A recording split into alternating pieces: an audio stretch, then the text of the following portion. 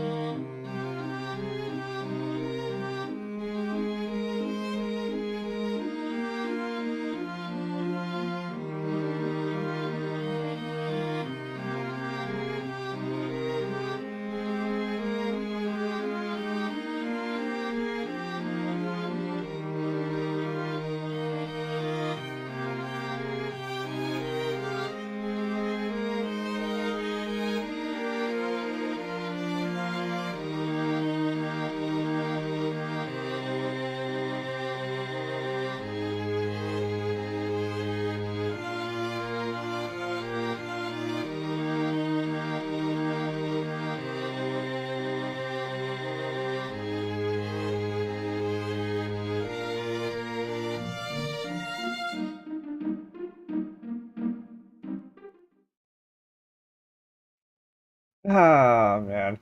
Good morning, everyone. My name is Penbu. I'm the programming, puzzle gaming, and music making VTuber on Linux, and today we are showcasing fan art through jigsaw puzzles. That is to say, we are going to turn your fan art into puzzles that I will solve. How is everyone doing? I hope everyone's doing better than I am. Apologies for the delay. The SSL team had a playtesting session just earlier. Just to make sure that your experience for Saturday is as best as it can be. But yeah, a lot of scuff for the start of this stream, and apparently I forgot to turn on the background music too. But I'm really glad that it didn't happen yesterday, because that would have been a disaster.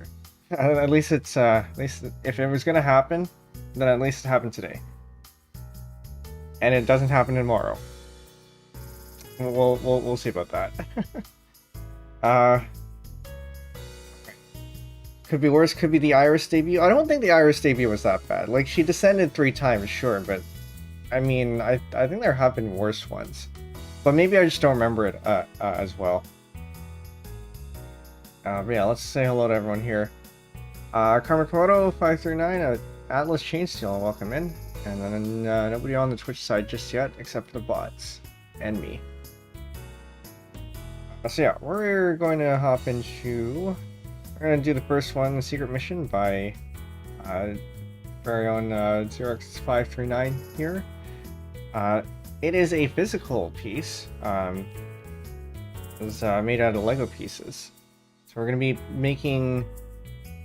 be building pieces to build a piece, or something like that. But there is also going to be something else, and we'll actually set that up over here. Give me a bit. feel like I'm very unprepared for this.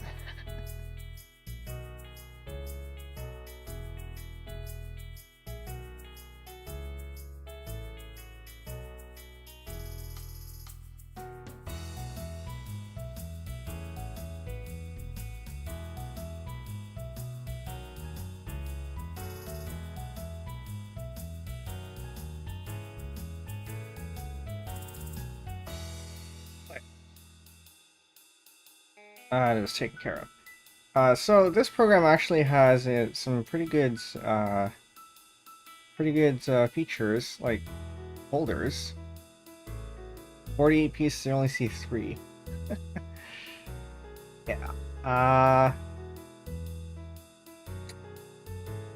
actually don't remember how this goes.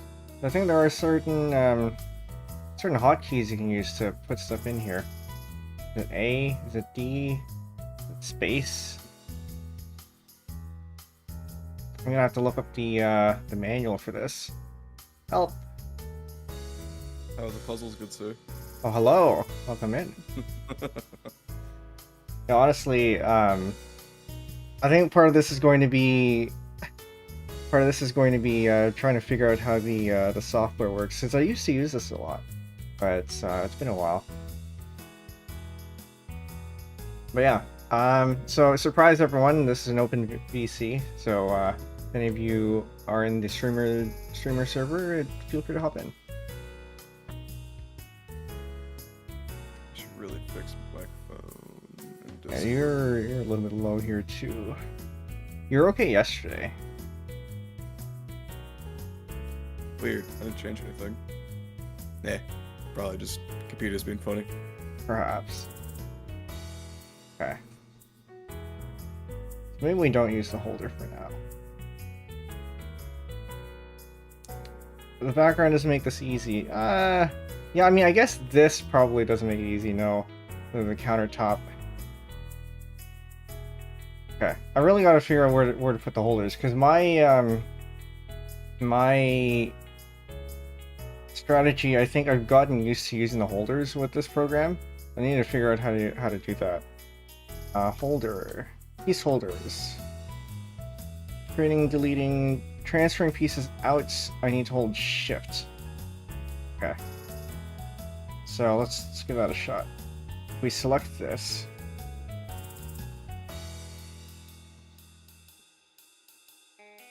You have at least 2 holders, one of them selected with the other piece selected inside it. Before you can... Wait, what? So I need another one? I shouldn't need to.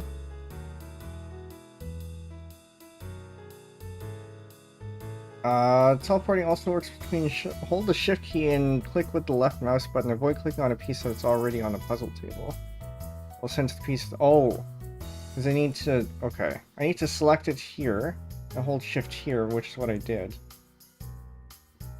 Okay. No, I have to hold shift on the piece itself. Okay, whatever.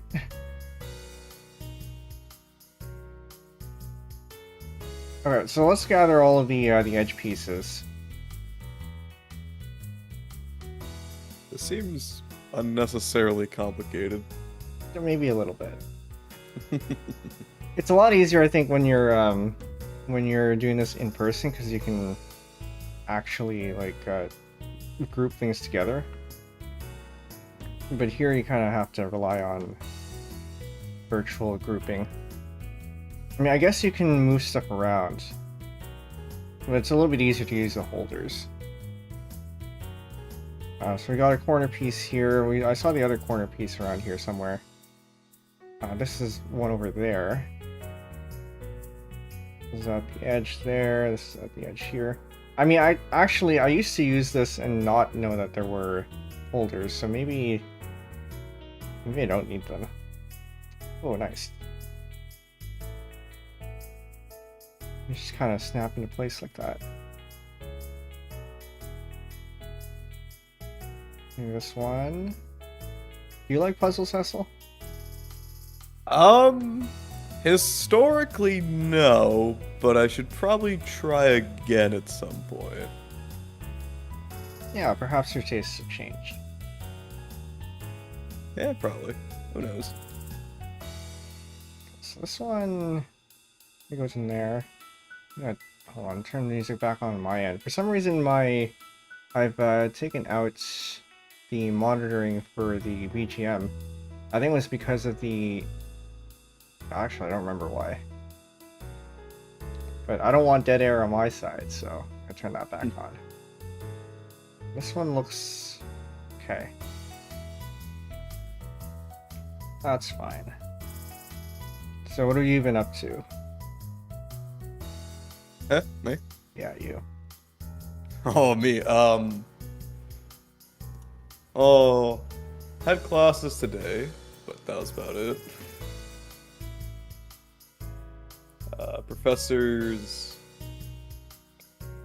Something happened in astrophysics. I don't remember what. One of my classes got canceled. And then the one after that... I love that professor. He's a character. I don't know how to describe him. Okay, so he showed up for the first 2 days in some really just like not really fancy clothes, but like really nice clothing, you know? He had sweater vest on, you know, popped collar, you know, it looked like really nice, you know, what you'd see what you'd imagine a intellectual would wear, for example. Third lecture, he shows up in what can only be described as a peasant uniform. Like medieval peasant. Amazing. Like wool shirt, brown pants. Apparently his friends... Oh, sorry. No, go on, sorry. Apparently his friends describe his fashion style as hobo chic, and I can see it now. Oh, I see. Well, I guess I might be confusing like because what you described sounded like old style. What do you call it? Like, I don't want to say old style semi-formal, but like old style studious or like old style academic. That sounds about right to me. Yeah. He wasn't like old, but he was probably about in his 50s. Okay. So, it's possible. I read an article one time about how even though like fashion that seemed new to or like young to people who wore them when they were young, like for example the fashion style of the 50s, they look old to us now because it's the old people who are wearing them.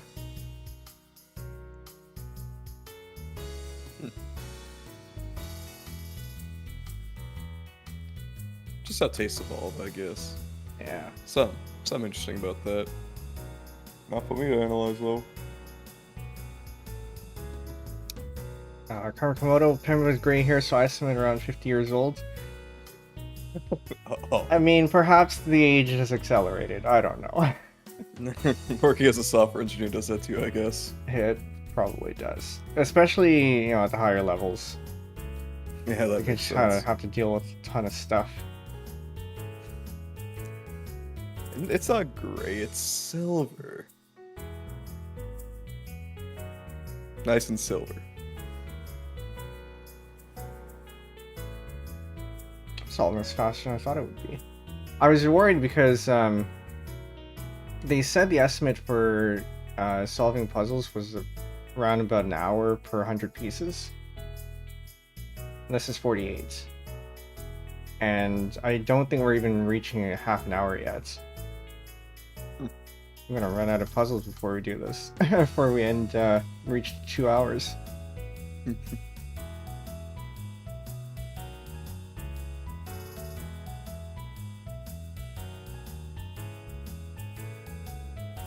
Fortunately, my previous job probably took an extra few years off me. Yeah, relatable. That's how my first job was. That was awful. At the time, I was like, oh, it's my first job. Maybe I'm just getting used to it. No. No, it was bad. Yeah, sometimes you don't realize it until somebody points it out to you. Because either you have you gain more work experience, and then you realize that maybe where you were before was not the best, or somebody with that kind of work experience tells you.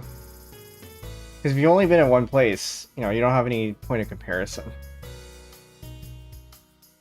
Yeah, I made good friends with a coworker there. And we're still friends to this day. In fact, I saw him yesterday. Well, he was at his work, and I was just visiting the place. But he was like, yeah, this place sucks. And I was like, you know what? You're right. This place does suck. Did you leave together? Yeah. Understandable. That's got an entire other hilarious story to it. So, to put it in context, it was a food service, which probably is very surprising.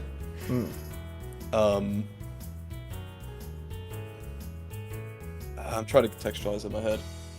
So, we both submitted our 2 weeks at the same time, right? Like, we both walked into the office and wrote it down, signed it all at the same time. The next day, the boss comes in, yells, "Hassle!" And I'm like, huh? So I walk over to him, and he's like, "Oh, you see, we don't like losing people around here. We really like to keep our people together around here. We'd like to be a family here." I'm like, okay, that's a red flag. Yeah. I'll get back to that, but we just finished the puzzle, so I'm gonna.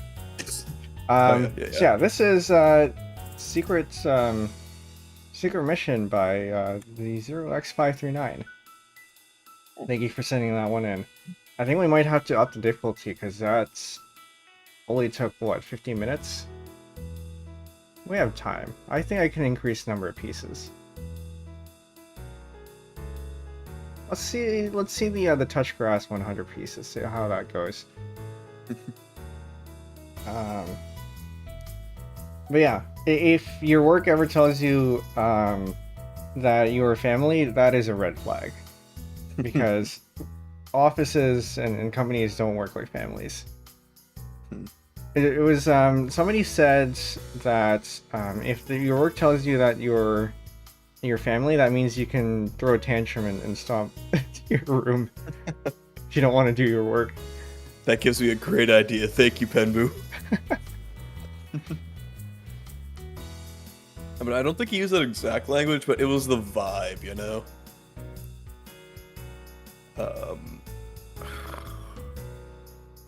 But yeah, he was just like, okay, we could transfer you to this other department. That was, well, I don't know how good or bad it'd be, because I never actually got contacted to be transferred to that department.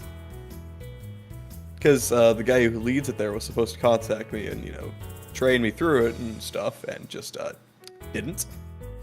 So I just went through the original plan of the leaving at the same date anyway. Because clearly, if they aren't paying enough attention to actually, contact me, I'm not gonna worry about actually keeping true to that either. Anyway, the guy that I work with, the friend I was talking about earlier, he was at the same shift, like we work at the same time. He never even got talked to by the guy, so... Incredible. Yeah. No idea what happened there. Just kind of rude, I guess.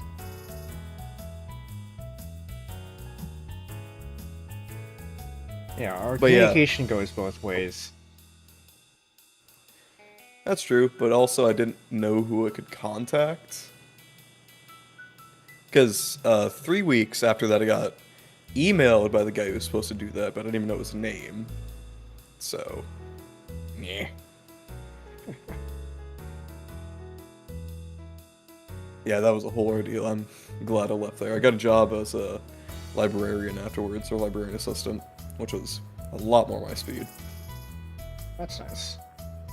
What do you do as a library assistant?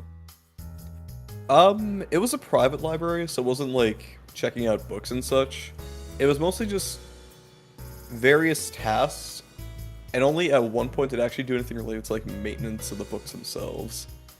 My main task was to I don't want to go into too many details, but like it was just to archive something basically. Okay. Or digitize, I should say. Yeah, that's on the one hand that could be tedious, but on the other, maybe you just turn your brain off. Yeah, for me, what I usually tend to do, because it was so brainless, I could actually just, yeah, I didn't even feel like autopilot. It just was like zero mental effort. So I would just go elsewhere. And what I would mainly do at the time was like come up with ideas for a D&D campaign I wanted to run, but that never happened. So I still got the idea written down somewhere. I just, never got to run it. Oh well. Sounds like a stream idea. Oh my god, you're right. You're so right. Where's the rest of my arm? I don't see it. Also, Yeah, these pieces are left, kind of right? small. There it is. Oh, this is the hand, I see.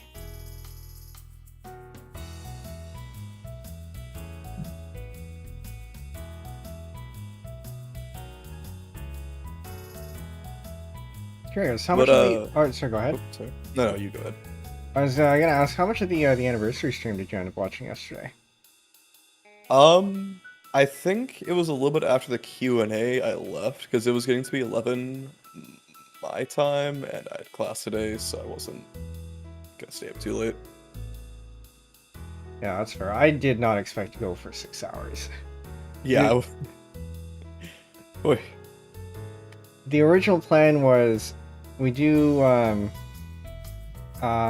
the what was it, the retrospective going through the streams for like half an hour, and then do an hour of the debut watch along, and then the call-ins. Actually, no, the Q&A was supposed to fit in before the call-ins. I don't know how I managed to think that it would only take, like, if you look at the schedule, right, it's an hour and a half for that first portion. The call-in started at 9. The stream started at 7:30. So there was no room for the Q&A anyway. Huh.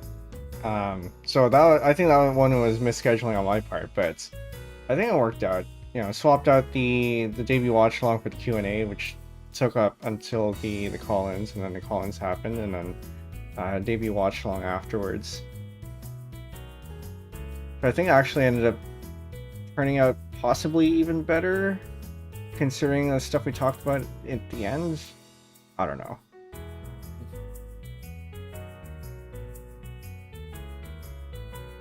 But yeah, I think it was good. Thanks for calling in, by the way. Oh yeah, no problem. I wasn't gonna miss that for the world. Not that I had anything else to do that day, but wasn't gonna miss it anyway. I do appreciate the call in. I don't know what I'd call it. You know what I mean. Yeah. The invite, I guess. Yeah, that's a good word. I got troubles coming up with the words sometimes. It's weird. No, I get that too.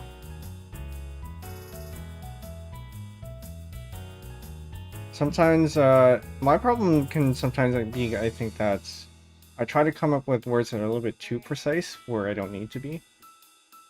Oh yeah, and so I end up blanking out anyway. It's like, oh, I mean, this word is close enough, and this one also is a bit different in this way, but I mean, there's a word for this, and I can't find it. That's how I usually feel. Yeah, or, there are too many choices, and you blank out because you can't load them all. I don't feel that one as much, but I get the idea. For me, it's like, you got the idea, you want to translate it in your head, but it's like, words are very inspecific. So you gotta, sort through that. And for some reason, the exact word I want just never comes up. I can always think of other words. I can't think of the right word.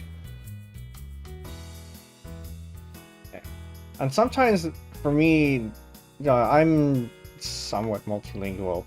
Uh, Technically bilingual, and then I have a couple other languages that I kind of know. Um, most recently Japanese, and sometimes I think of the word in Japanese and can't think of it in English. I've heard that happens a lot to bilingual people.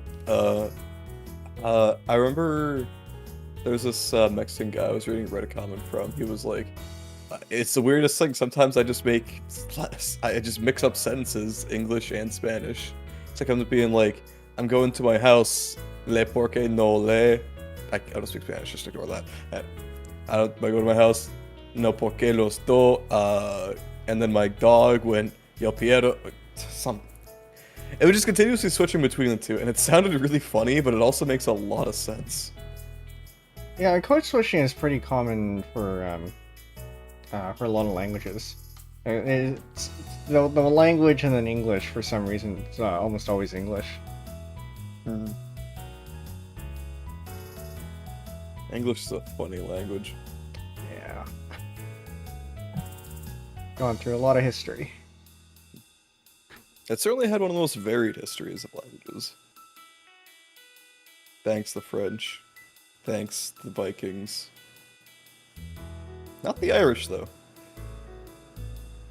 Actually, were the Celts in Britain? They were at one point, right? Yeah, I don't know. I don't know enough about that kind of history. Fair enough, fair enough. Oh, I should go back to learning Japanese again. How far did you get? Not too far. I could read all of hiragana at some point, but now I can only read about half. And I can understand very basic sentences. Barely. But that's about it. And then now that you haven't used it a bunch, you probably can understand even less. Oh, yeah. I watched anime, that's a good enough substitute, right? It's close enough. Yeah, better than nothing, actually, now that I think about it. I've actually started listening less. I feel like I've been consuming a lot less Japanese now. Back when I was watching anime, the anime is Japanese. I don't watch dubs, so I got exposure through that, and then also listening to some Japanese songs. But now, as I started shifting into VTubers, mostly into the English VTubers, so I don't get as much exposure to Japanese anymore. Messed up. Yeah, that's okay. I feel like I still have retained like a bunch of stuff. Can I come up with sentences and speak them? I don't know. Haven't tried in a while. Haven't needed to.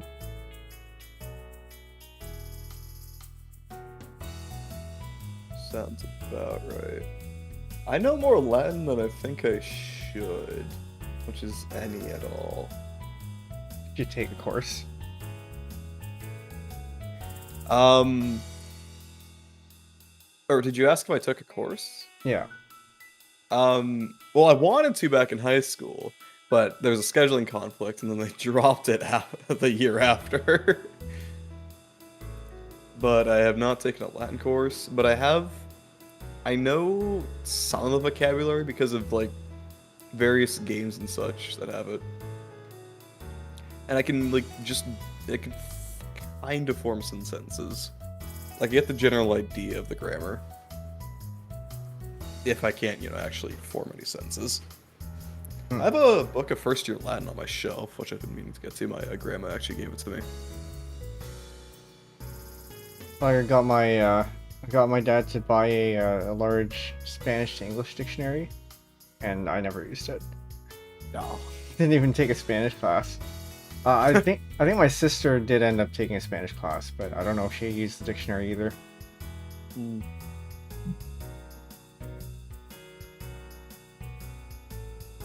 I'm getting an ad for watching Netflix in VR. In All right, VR. Yeah, she was like in an airport or something, and she just takes out an Oculus Quest and just starts watching Netflix. Sounds Like, irresponsible. Like, even if there wasn't that problem, think about, like, why not just use your phone? And also, VR headsets are notoriously uncomfortable, especially the Oculus Quest. Or Meta Quest, my bad. Oh, they changed the name? Oh yeah, because it got bought out by, or Oculus got bought by Meta, so. Yeah, that was a while ago. I have a VR headset, I don't use it very often, but to... Ah! My keys are acting funny. Don't ask. So, I bought it a while ago, and to tell you how long ago I bought it. When was the Oculus Rift S discontinued? I bought it before it was discontinued, about a month beforehand, and it was discontinued back in April 2021. It's actually not too far back, but you know. It's really funny that I bought it a month before it was discontinued.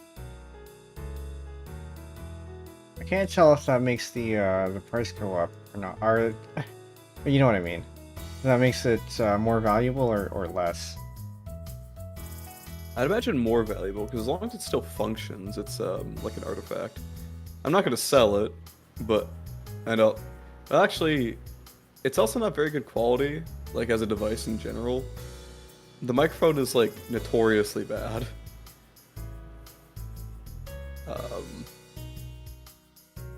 Otherwise, it's generally fine.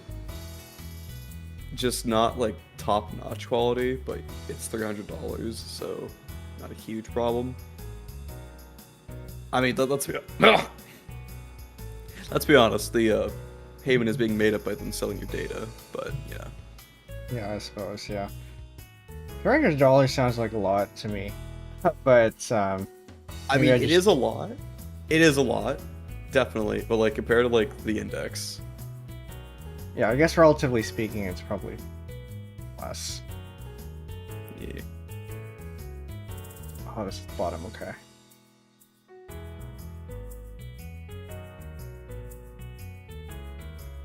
I'm not in the habit of spending money myself.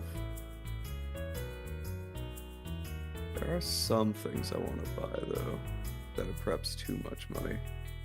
I used to say I don't spend money, but, you know, I think I've proven that wrong with buying a vtuber model. Yeah, that's fair. I mean, that's actually one of the things I was thinking about spending a decent amount of money on, because I have the money in savings. I just, you know, probably shouldn't. Well, I mean, it depends on what you're saving for, right? Because That's true. money is there for you to spend. It's just a matter of how do you spend it. That's true. And the longer it sits in your savings account, the less value it has, so... Too, because of inflation. Oh, yeah. You know, the interest in the bank account, savings account, is supposedly to reward you for putting it in there so they can gamble your money on the market. But in actuality, it doesn't really meet the cost of inflation at all. So you're actually losing money. Yeah. That said, it's better than nothing. So, and you definitely do need a stash of liquid cash.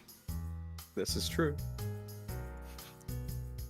PSA for everyone out there: if you do not have an emergency fund, you should build that up first. PSA money is useful. I'm imagining the Simpsons bit. Money could be used to buy goods and services.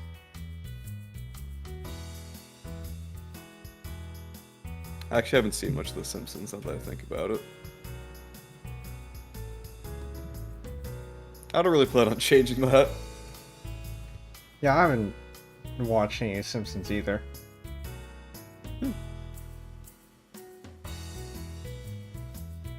Nor SpongeBob, for that matter. Really? Yeah. Oh, one, we didn't have the channels for it, but two, my parents, I don't want to say this. They considered it like brain rot, which it kind of is. They weren't wrong. Yeah, I think there's actually been studies that's shown that people who didn't watch SpongeBob were better off. Yeah. Imagine making a show that makes kids stupider. To put it bluntly, that's kind of funny.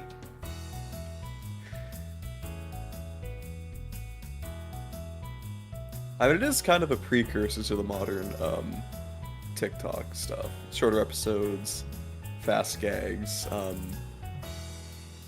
don't know how to put the next thing. Going back to the can't find words stuff. I hadn't thought about it that way actually, but that makes sense. Now, do you think that the reason why that works these days is because people grew up on stuff like SpongeBob? I mean, it can't be that everybody saw SpongeBob, right? Well, I mean, like not SpongeBob specifically, but you know, there were other shows like that around. Like the general culture it fostered. Yeah. Maybe. I'm not gonna be the first guy. I'm not. Yeah. Huh? What? Ignore that.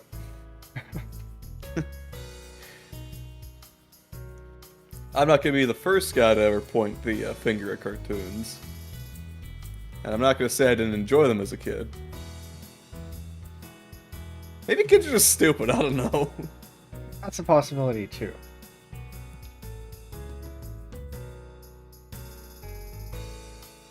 But I mean, you have all these adults consuming all the TikTok content, right? That's true. I've seen some dreadful TikToks. Oh god, the misinformation that goes on there too. Not to get too deep in the sauce of it, but I really dislike how TikTok tends to engender sort of passive acceptance of information, just passive consuming of it. So just whatever is said on there just becomes automatically accepted in people's heads, which causes a lot of hilarious misinformation. Sounds like lack of critical thinking. Oh yeah, totally. People just don't want to think for some reason in their media, which has also led to, you know, a lack of media literacy, which is also a funny bit.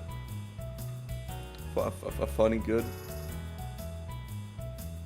There's this series of old commercials in Canada called the House Hippo. Have you heard of it?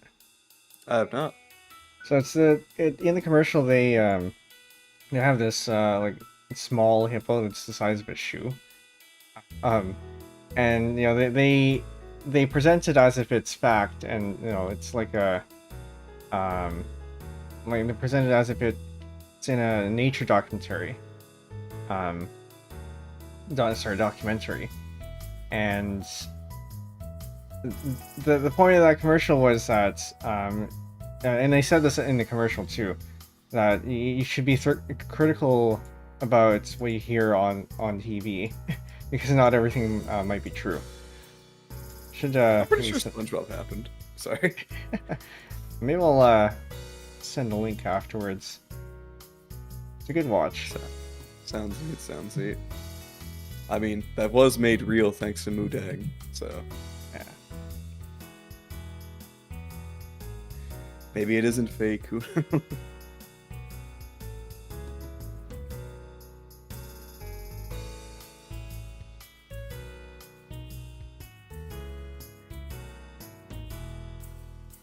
We're making good progress. It is. I think we're at 20 minutes.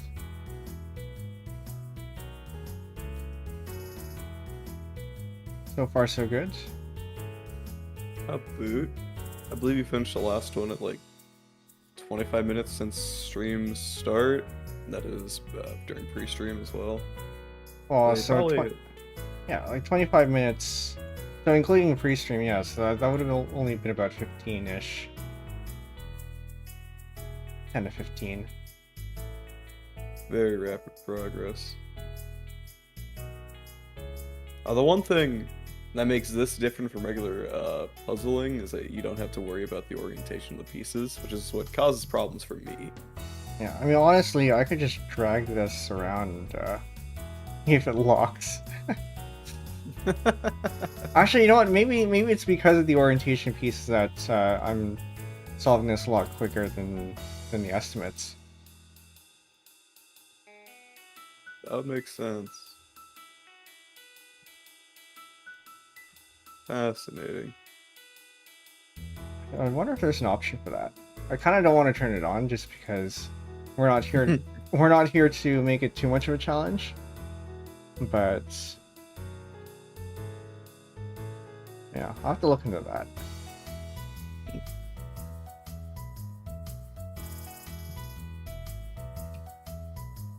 I know Tabletop Simulator has a similar feature where you can turn any picture into a puzzle. And those do have rotation. Yeah, I know there's some other. So there are a bunch of online clients as well. And I think some of them do have that too.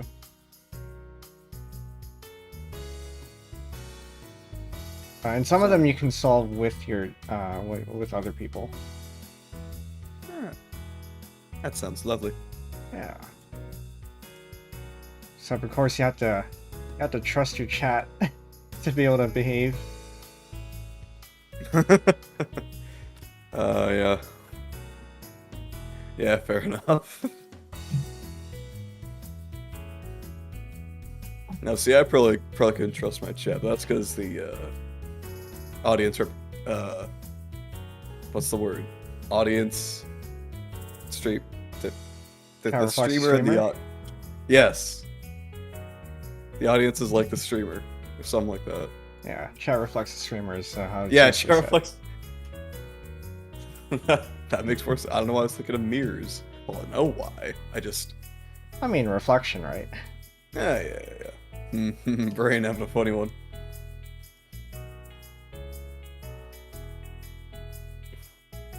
But yeah, you know, chat reflects the streamer, and I'm a troll bastard, so I can absolutely see something going amiss there. Maybe not catastrophically, just interestingly, not in ways I prefer. Yeah. I don't think the Penbuts would have any issues with staying behaved. I highly doubt that. And I personally wouldn't do anything like that to you. I do appreciate that. Alright,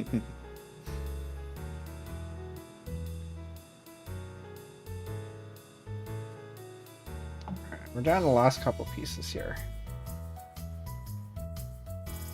It's a fun bit when all the pieces look similar. It's a very lovely piece of art. I quite like it. Yeah. So it was drawn by my my model artist. Oh, it's lovely. So I guess it's official art in a way, I guess. Isn't this supposed to fit in here? It does, okay.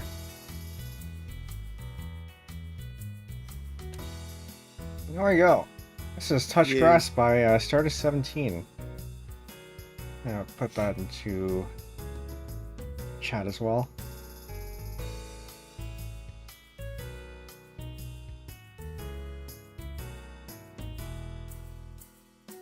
Yeah, I'm gonna have to turn up the number of pieces on the other ones because I prepped them all so that they're all like 64, 48, and all that. I think I'm gonna need more pieces. So this one I can definitely turn into. Oh, can I edit this? I don't think so. I'm gonna have to create a new one, or I export it to a file and then just edit the output.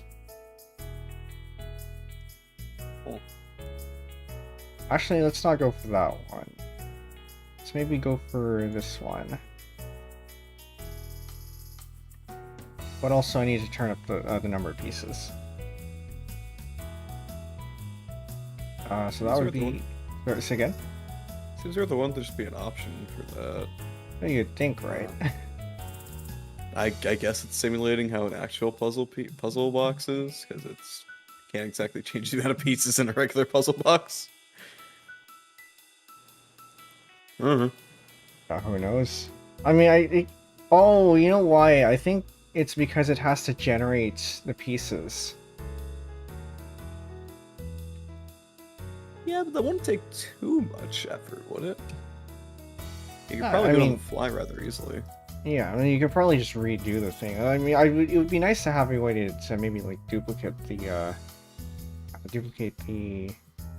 piece or something. But yeah, I it can, I guess. Mm. Um, this was 4x3, 3x4.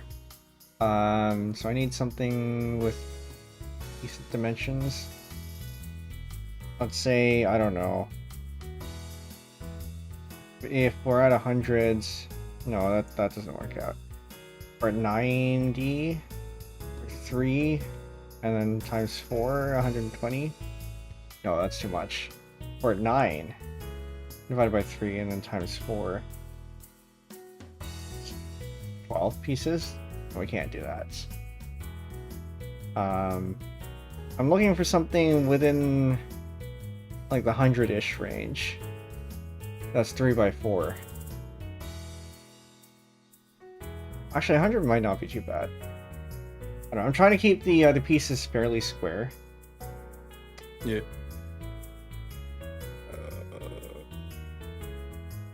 6. I've had too much to drink to do math, okay? 6 times 8. That's 48. Which is how I got there, or which, you know, maybe not. 9 times 12. It's 108. We'll go with 108.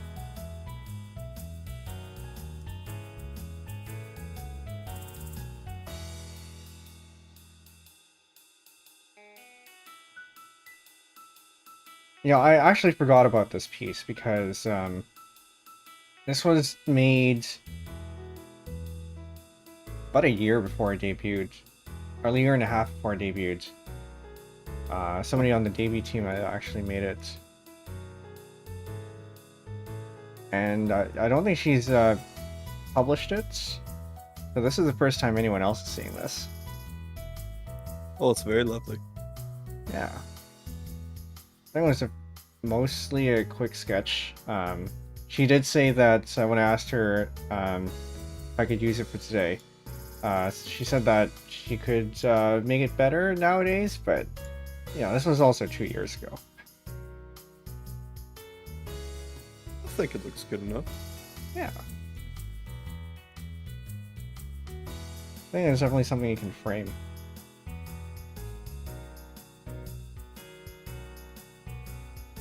And this is physical, right? This is watercolor? Looks like it. I don't think you zoomed in on it. Yeah, it looks watercolor. It looked more, not acrylic, but with maybe crayon was what I was thinking when I first saw it. But yeah, definitely looking closer. It's watercolor. Yeah.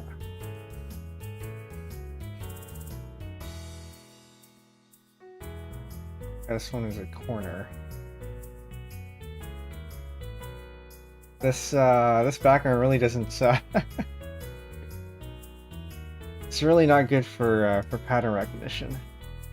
Yeah, I was gonna say there's a lot of white space. It'd be kind of obnoxious to figure it out from there. Mm-hmm. Oh, you're looking for more difficult. Here you go. I know, it makes the stream longer. This is true. This is true. We don't need it to be that long, but I think it should at least be 2 hours. We can try. We can try. Oh, thank God I remembered to buy toothpaste today. Running out. I was looking through. I have a private server where I just send memes and stuff that I'm saving to myself. And I also put notes in there. One of the, I just scrolled by buy toothpaste, which I forgot to do yesterday. I did today, thankfully. My phone Funny just world I live in. somehow disconnected from the Wi-Fi. From the router? Why? Well, I guess I'm a PNG tuber until this thing decides to reconnect.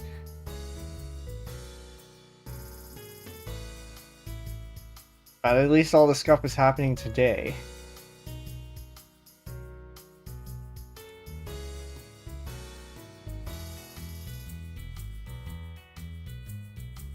Am I still alive?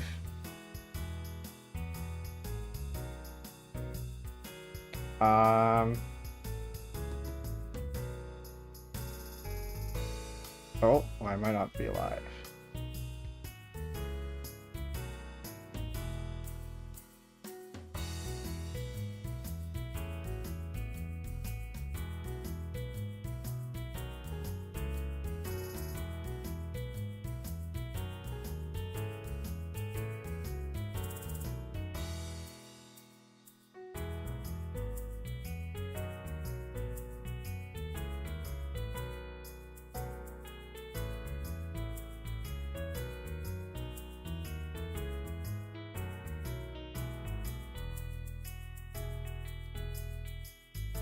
Hello, hello, am I back?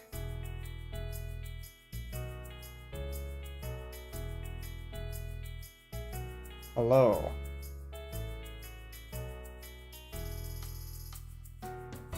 Okay, so you can all hear me. I'm getting connection issues.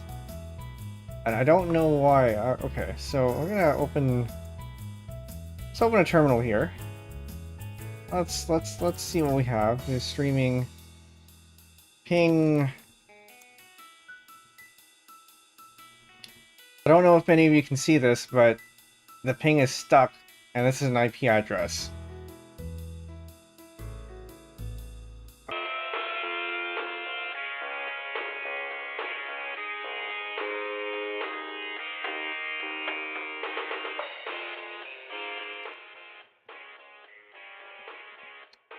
Okay. So, hello chat, are we back? I think OBS says we're okay. I'm gonna switch back to the other scene. Yeah, sorry about that. I don't know what's happening. Okay, so it seems like we're back. I don't know if I have any tracking here, because my phone doesn't seem to want to... I don't know what's up here. But we're back, and Hessel, I think you can hear me? Yes, indeed. And chat can hear you too. Okay, that was weird. Like I said, you know, as long as the stuff happens today and not tomorrow or yesterday, I think we're probably okay. Stop pinging that now. What happens tomorrow? You know, Tomatone karaoke stream. Ah, of course. My bad. Yeah, I really would rather not have any scuff that day. There's already a lot of stuff to take care of. Okay, I think the model is back too. Alright, very good.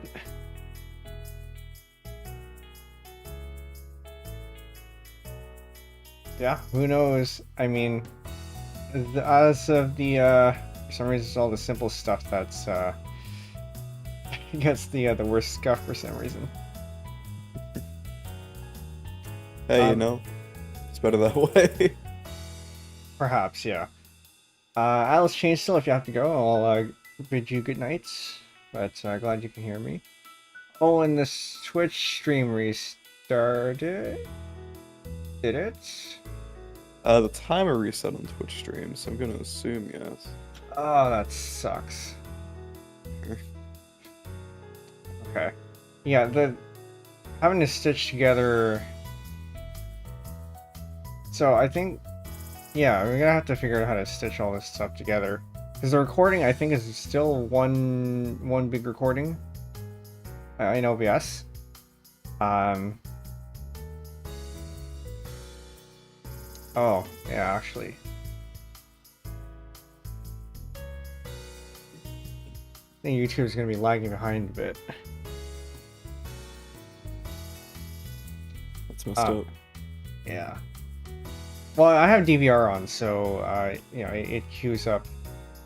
It queues up all the stuff that I sent beforehand, assuming that I even got it. But yeah, I don't know. I'm gonna have to end up having to stitch this one together in post or something. Because at least YouTube chat is still intact. Twitch chat, there is now split into 3 parts, I think. Maybe I can ignore the first part, because there wasn't really anything happening there. But I definitely do have to stitch this one into 2 parts. And Twitch has now decided to show ads. Oh boy. Nice. Thanks, Twitch. Appreciate you.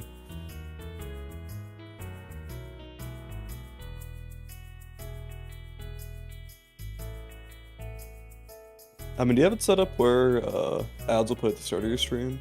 Or... Yeah, I do. So normally I have the waiting screen up for like 5 or so minutes. So I figured I may as well run an ad there so that when I have a bit longer time before the next ad goes. Because I think normally it does pre-rolls for the first, I don't know, 10 minutes or so. So I may as well get an ad out of the way. So I don't like pre-rolls. So I'd rather minimize the amount of time that is spent on pre-rolls. No, yeah, I get you. Pre-rolls are statistically very bad for channels, so... Yeah. You know, I'm there to watch the streamer, not ads. And so if you're making me wait like a number of minutes just to sit and watch the thing that I'm gonna want to watch, then yeah, a lot of times I'll actually click off if I'm not that interested. Oh boy, new streamer, might as well check them out. Oh, there's ads. Okay, I'm gone. Yeah. It's good fun. Personally, I wouldn't run ads if I was allowed to, but understandably I can't. I have to run ads. Yeah, it's part of the affiliate terms. Makes sense. So I think either you don't do anything, or like you don't turn on ads, but Twitch will run it anyway, or you turn on ads and you get part of the cut. So you may as well get part of the cut. Yeah. It's not a lot, but I'll take it. Actually, I can't take it yet. I haven't gotten enough. Yeah, it's $50 payout. Mm-hmm. We're getting closer. Not close, though. I'm not really doing it for the money anyway, so whatever. Yeah, I think if it's a few dollars, there's not much you can do about it. I know Faye does the charities. I'm surprised she manages to get that much in such a short amount of time. Because she's donated, what, 3 or 4 times already? And she does it every time she gets to 100?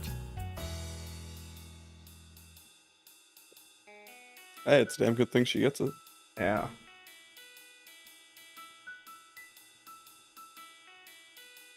Maybe I shouldn't have made this over 100 pieces. Sheer regret.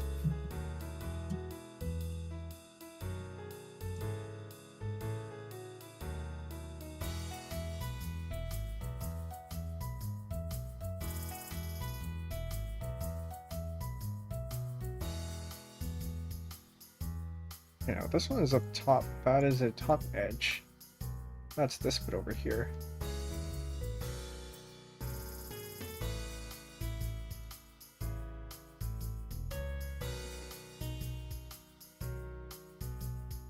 So on the right, yeah, I used to do a lot of jigsaw puzzles as a kid, and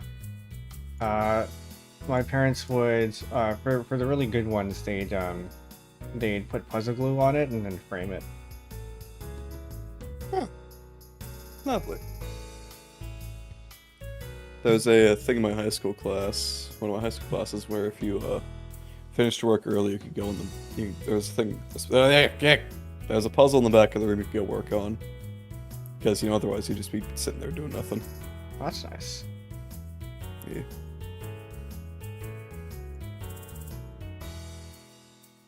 This is an I. Where does this one go? And you also got to write your name on the back of it too. Well, I mean, it was somewhere. It was somewhere. It wasn't on the puzzle though. Yeah. So that was neat. But I'm not really a big puzzle guy. Well, I mean, jigsaw should specify. I mean, games tend to not do very good puzzles either, unless it's the focus of them. Yeah, there are all sorts of different puzzles. Jigsaw puzzle, I think, requires a certain set of skills that are different from like other puzzle games. Like maybe Tetris and Jigsaws aren't too incompatible, but things like I don't know what's Baba Is You and Jigsaw puzzles are not quite the same. Almost requires an entirely different way of thinking. You gotta be on some other level for that game. It helps us think like a programmer for that one. Oh, And thankfully, I am a programmer. I saw a video essay a few months back that said like Factorio has you think like a software engineer. I've heard Which that isn't- too. Interesting idea. I'm not completely sold on it, but I see what they're getting at. Have you played any Factorio? I have not, although it is available for Linux, so perhaps in the future. It is also kind of expensive and never goes on sale. Hmm. Yeah, but it also only ever increased in price, so So you're saying I bought- get it now? probably. I got it when it was $25. It's currently $40. Oh, that's a lot. Oh yeah. I know it's 35 right now. That's my bad. Well, still, I think that's for a That's- game that I probably wouldn't play myself. I don't know if that's worth it. Oh my god, the DLC is $35 too. That just released. There are DLCs. One DLC that just released. Ah, The Space Age DLC. You can go to other planets. all right, let's change still. Gonna disappear. I need to get ready for work tomorrow. Adios for now. Good night. Have a good night, Mouse. Have fun at work tomorrow.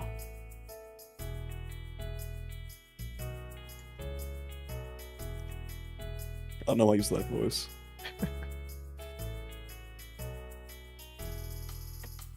Oh yeah, I forgot to mention. Shout out to Pixels to Paper. Why does that not show up there properly? Twitch, please. Maybe it shows up properly on your end, it's just not mine. I see it. Did a shout out actually happen? Yes. Okay, that's good. I'm going to send that over on the YouTube chat as well. She was actually supposed to make it in for the call-ins yesterday, but had to drop out last minute. And then I forgot to add her to the list of people to shout out at the end who couldn't make it. And so there are fewer people here now, but at least she gets one. Yay. It's the thought that counts. Yeah. Yeah, we rated her once, I think, and we got acquainted because she's one of the people who self promos in another server, in Yuki server, and she plays Tetris, and so I got her into I think SSL 3, yeah.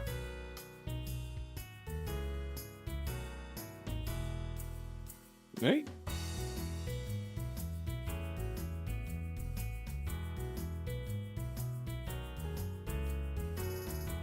As long as it all works out. My old bones are creaking, Penbu. Oh no. If your bones are creaking, what about mine? Dust. Where does this go? That one goes there. This should go here. Okay. I don't know why it took me this long to zoom into the pieces. Makes things a little bit easier. Oh, what you could do is you could play the Factorio demo, which is basically the tutorial.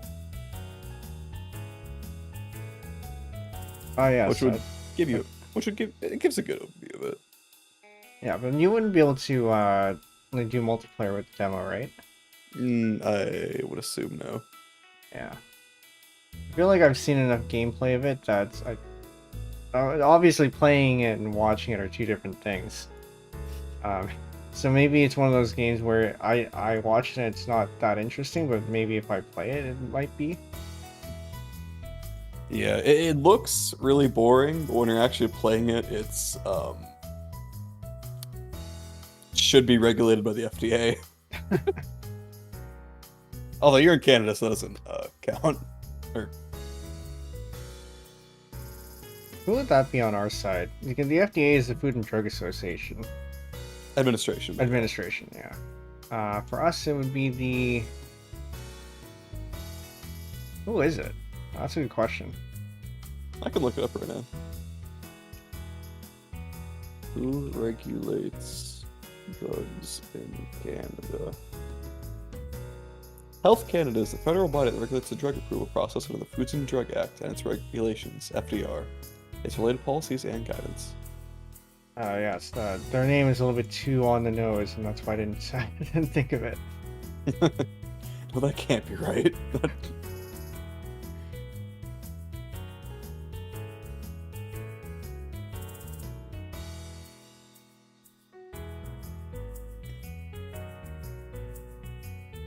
Yeah, it's a really addictive game. If it's the kind of game you can get into, you better hope someone is there to separate it from you and get intervention. I make jokes, but it is actually a lot of fun. But it does look pretty boring if you're just watching videos of it. Yeah. I don't really play much games in general outside of stream anymore. It's probably not a good thing, but I mean, I also didn't really grow up playing games anyway. Fair enough. I don't play too many games these days either, outside of streaming. I mean, I did play a little bit of Civ 5 and a little bit of Star Patrol 2, but that was to record for videos, so I don't think it really counts as playing on my own. Yeah, that's for stream. I mean, I guess not stream, but it is still content. Yeah. I mean, between... Well, okay, I played a little bit of Mahjong Soul on my own time. But that's its own beast. How are you liking Mahjong? It's actually a lot of fun. I mean, I knew it was fun back when we played it, but I was like, man, now that I actually know how to score, or not really score hands, but know how to tell a better hand from a worse hand, and can, make hands, makes a lot more sense now. Interesting, because I think you said like shortly after the collab that it seemed like something that was fun, but not something you'd pursue. And then here you are playing more. I mean, I was having I had the idea that it could be neat, just in like the kind of social deception way, because I mean, I talked to you before about how I like social deception kind of games. Yeah. But the idea of like this thing, therefore this, with this, and this socially, I think that's neat. Haven't gone to that level yet, still needing to learn how to make hands, but that's a whole different beast.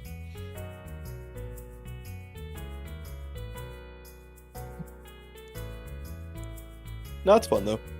Tried to get some friends together to play it in person, but we need to buy a Mahjong set for that. So we just played Mahjong Soul instead. Yeah. Yeah, I think well, Jellycode here says Mahjong mentioned. Of course, we bring him out. But yeah, the Yellow Mountain Imports ones I think are fairly cheap and are fine as an entry level set. If you want to get a good set, you're gonna want to import them from Japan. Makes sense. You know, we were looking at the yellow mount ones. Although they don't have any green ink, which is weird. Yeah, So, which is fine for the soul tiles, but for the green dragon, that's kind of weird. yeah, some of the sets are. I don't know why they do it. It's maybe it's for aesthetic. I mean, obviously it is for aesthetic reasons. Like maybe it looks sleeker or something if when it's black instead of green. But you I mean, kind they of just still get have used the to it. red. Yeah. I mean, they still have the red, which, to be fair, is vital to the game mechanics. But I don't know. Well, it's vital only if you care about red fives. Oh, yeah, but still useful for so. I mean, that's needed to like find out hand scoring, right? So I don't know. I'm not an expert.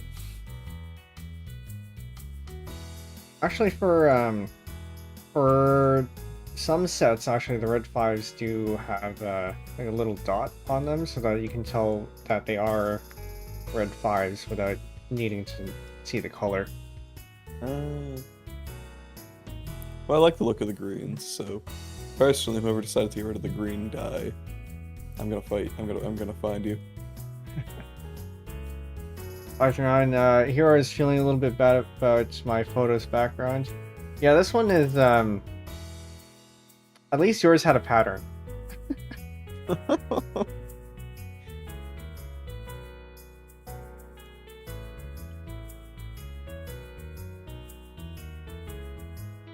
And then we decided to up the number of pieces. Perfect storm. Okay, so this one's a corner.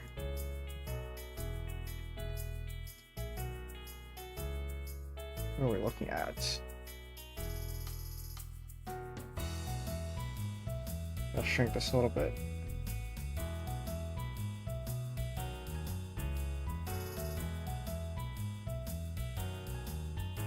Keep trying to fit that in there. It doesn't fit. This one could fit in here, maybe.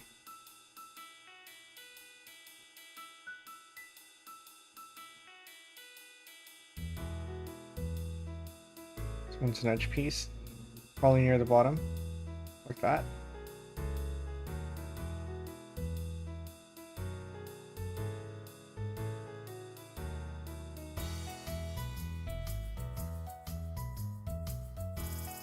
Wonder if anyone else will show up to the open VC. I know there are a bunch of people who self-assign the role, but this is the first time it's actually being used. I could harass me now. You get her now!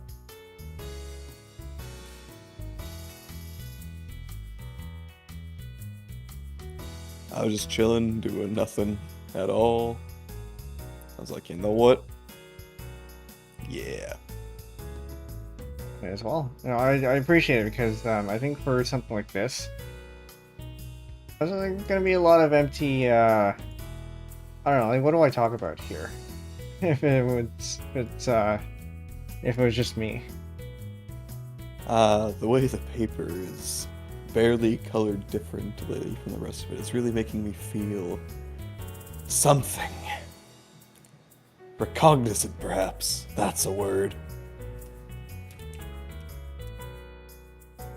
I don't know what recognizant means. Oh, conscious or aware of something. That makes sense. Yeah. I feel like I should have known that. I'm reminded of that one bit from Tentacruel's, the other video I'm talking about? I mean, I think you have to finish your thought first. You know what? That'd be a good idea. What was it? It was the Pro Chords video. Unison's Pro Chords. Yeah, I think I've seen that one. Yeah, he gave an example. Like, this would be like if someone sold a package of pro words, or like walking up to someone on the street and saying they're not kind of tool, and they're blowing their minds. Which, yeah, true. You know, I could use some pro level chords right now, Penbu. You got any for me? I'm gonna spout some numbers and letters and maybe it would sound pro. Oh yeah. It is funny how all those pro level chords were just I forget how to call them, just the regular ones. Like if you want it to get wild, like at least if I call them pro, at least like use a 7th or something.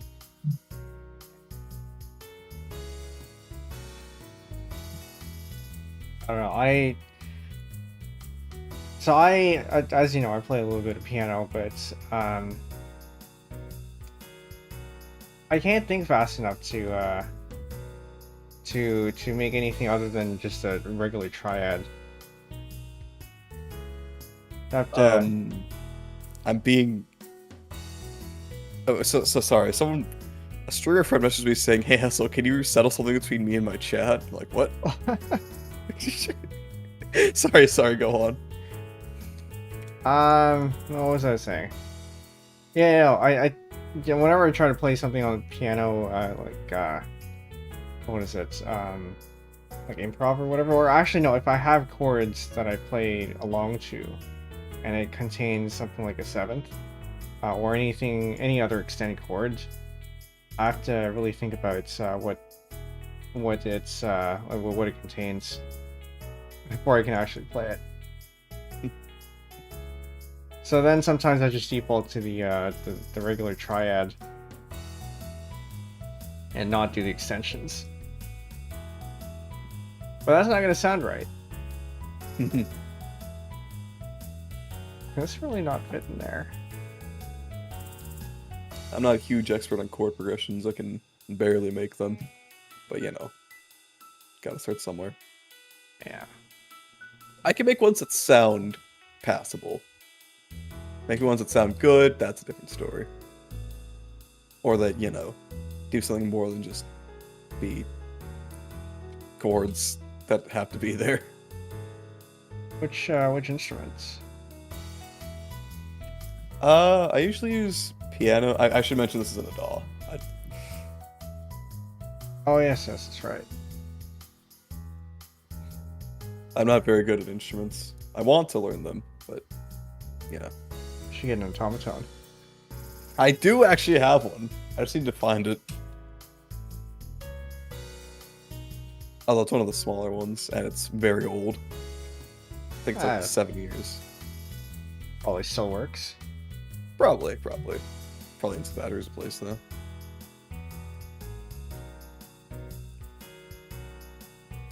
Alright, we're missing one edge piece then. I would like to try the smaller automaton just to see how much harder it is to play. I think it was last year. My so I got an automaton. So then my my extended family, decided to get into it a little bit, and get them as Christmas gifts. I don't know if any of them actually ended up using it. Oh well. They're funny little conversation pieces if nothing else. Yeah. You get to show them all the YouTube videos. So you know the one from Spain's Got Talent? No. It's one of those ones that's floating around. So some guy played an automaton, a yellow automaton, a regular one, on Spain's Got Talent, and I got the golden buzzer. So basically he passed. And I think it was the real Sully G, so Sully, that one automaton guy.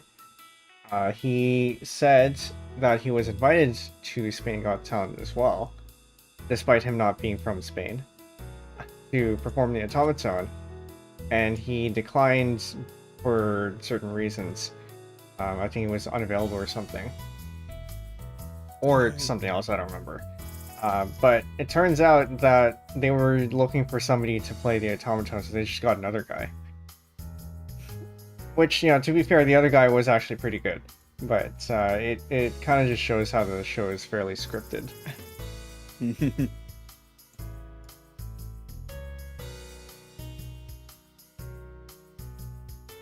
Yeah, I didn't hear about that. Huh?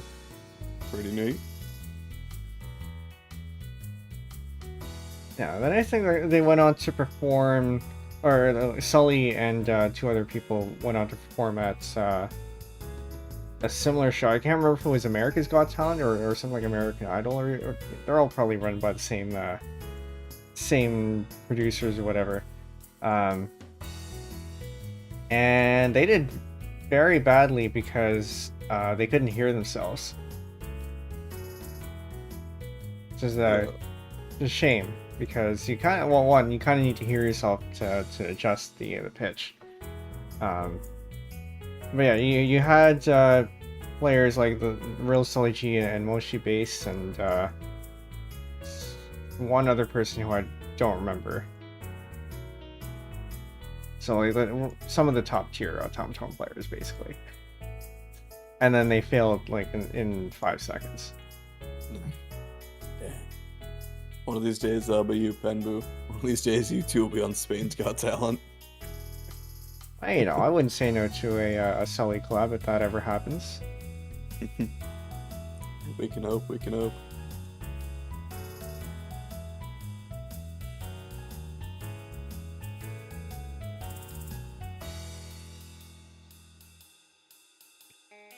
Okay, I think I'm gonna have to start grouping these. So the yellow ones are probably over here. And this is where the holders would help. Let's create a holder here. Need the ones that look kind of like similar light levels, perhaps. Something like this. Maybe see if they fit. Actually, maybe this one isn't going to. Need to find more pieces. The pencil's all done. I think this is dreadful. Yeah. We still have 3 more pieces to go too. Or sorry, 3 more pieces ambiguous in this context. 3 more pieces of fan art to go.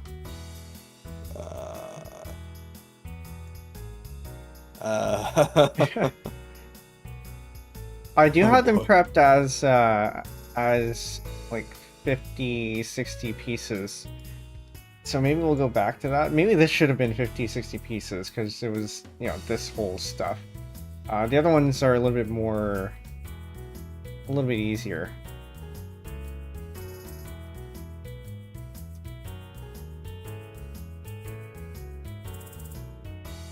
What am I looking at?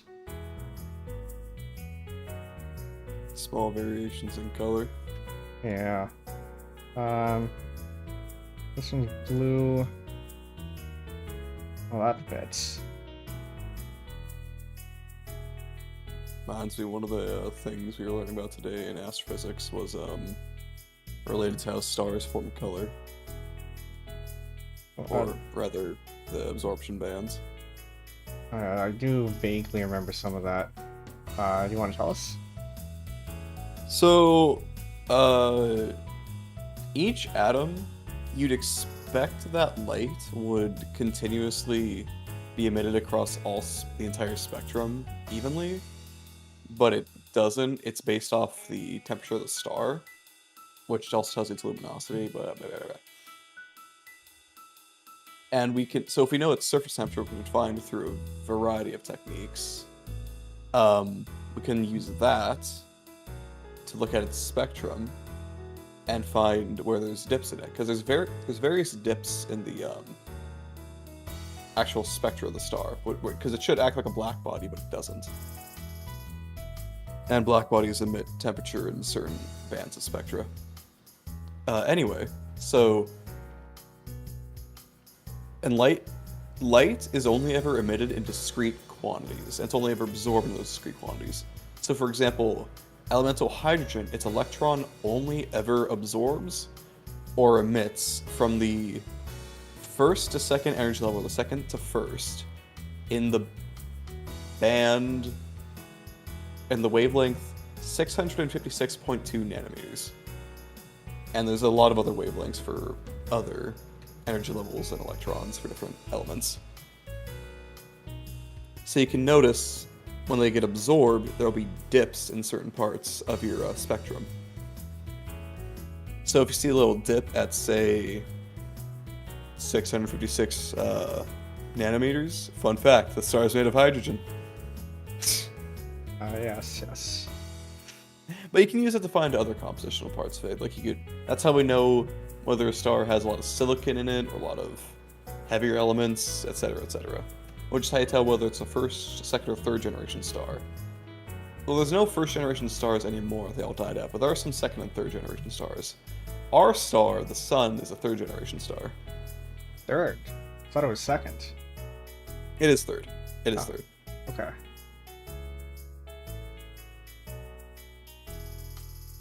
I've actually heard some theories related to evolutionary, or rather abiogenesis, that a star would need to be third generation in order for life to form, because it needs certain materials to, like, while it's being formed in the stellar nursery, it needs to have certain materials collected into the planet for life to actually form, like a carbon or phosphate and such. Right. Yeah. I guess. Yeah. Because what kind of materials would get out of the death of a first generation star? I'm pretty sure most in the periodic table would actually be formed. Just that, you know, wouldn't all survive because they decay. It's just that a second generation star, when it goes supernova, would produce even more of that material because it already has a lot of it inside it. And it can just slam them together during a supernova. Or not even supernova. Well, I guess, yeah, supernova. Because that's the easiest way to spread it. Well, actually, no, because a main sequence star like ours wouldn't go supernova, but it would release a lot of material during its death. Right. And just have its core in the center.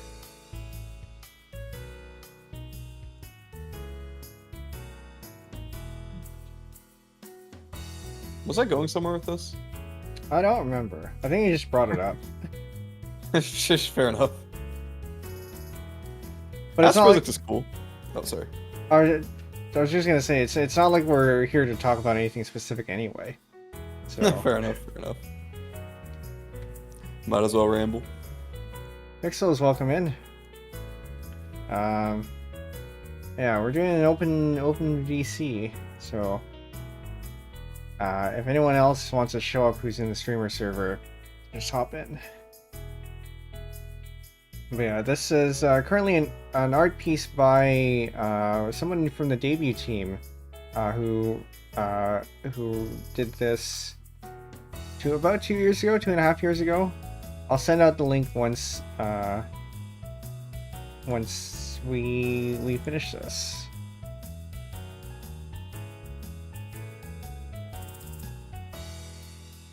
Yeah, I think Pixels, I gave you a shout out earlier. I don't think I can shout you out again for another hour.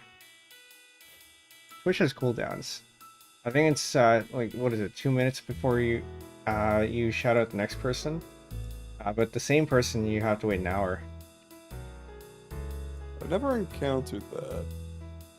I mean, you probably haven't needed to shout out the same person more than once. Yeah, you're right.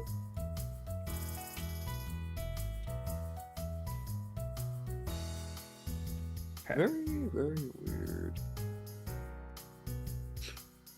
That's a strange rule. I would not have guessed that in a million years.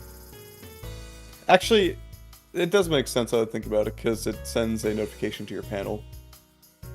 What does it? Yeah, if you look in your Twitch stream manager. Oh yeah, okay, yeah. So it sends one there. Yeah, actually, come to think of it, I don't have that up. Yeah, it sends one there. I thought you meant like desktop notification. That'd be even worse.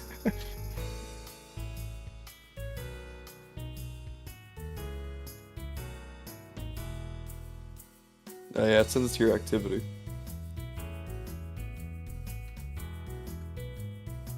very useful panel.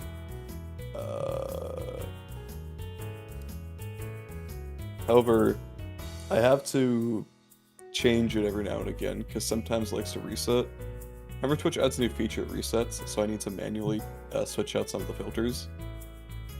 Because, like, you know how I use TTS or stuff like that on the stream, right, through the point redemptions? Right. Yeah, so every time somebody uses that, it sends something to the activity. Which is not ideal. Twitch, please. I have the stream elements activity feed going because it's helpful because it combines YouTube and Twitch activity, which also means that supposedly I can't show that on stream because it violates Twitch guidelines if I do, according to stream elements anyway. But yeah, it's pretty handy. I don't really have any redeems on my Twitch channel, so I haven't really seen what a redeem would do. But I guess that's something to look at when I do, or if I do. I haven't really thought about what to put in there. I don't know if there's very many that fit your vibe. I mean, the main reason why I wanted it was for the random garbage, like throwing memes onto the screen. I don't know if that's really something you would do.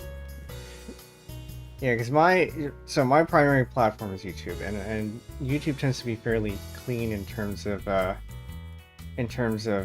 presentation, which I think is still what I'm going for.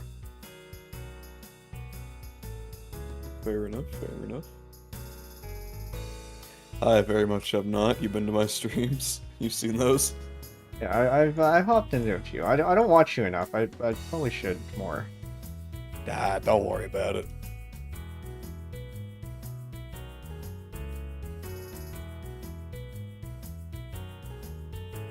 I tend not to play very many games you'd be interested in anyway, so whatever. I played a lot of XCOM as of late, just like my I got nothing else to do game. I've heard about XCOM. I don't really know too much about it, but I think my uncle had a box that had it, like an old, like, you know, when games used to come in boxes. The Halcyon days. Yeah. Was it one of the new ones or one of the old ones? I'm not sure. I think it was definitely around. I think it was at least the early 2000s.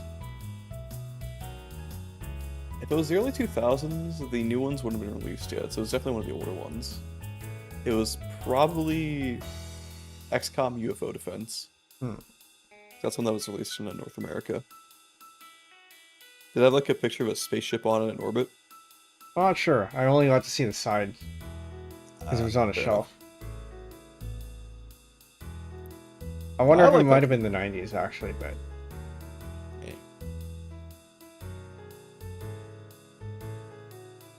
I really like that game. However, I don't play it on stream because nobody would watch it. have you tested that hypothesis? You know, you got a point there. Nah, I mean, it's a combination of like, not many people even know about the game, even less people care enough about it, and it's not very interesting to watch anyway. Yeah, that's fair. There are certain games that just aren't really for stream. Although I think having people know about the game is not necessarily something that should hold back, or that should hold you back, because it introduces people to new games. You're right, you're right. I do try out new games every now and again.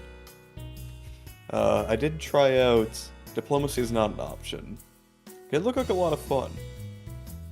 It was not.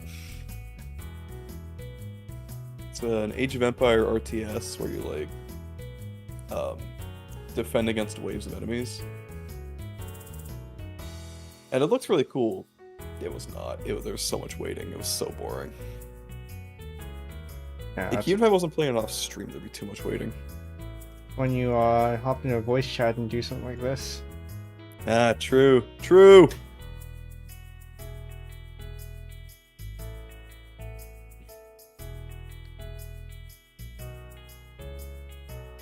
Where do I even put these pieces? I mean, I can kind of see like these ones go down here, and these ones go up here somewhere.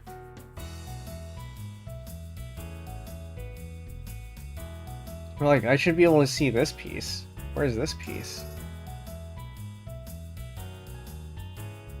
You play any Yeah, it's this one, adventure actually. games? Which one? Adventure games? I probably have. There's none of them come to mind. 'Cause I've been mostly puzzle games for the past number of years. Fair enough. You want to name a few? Off the top of my head, there's Disco Elysium is the main one I'm thinking of, but also, you know, Monkey Island.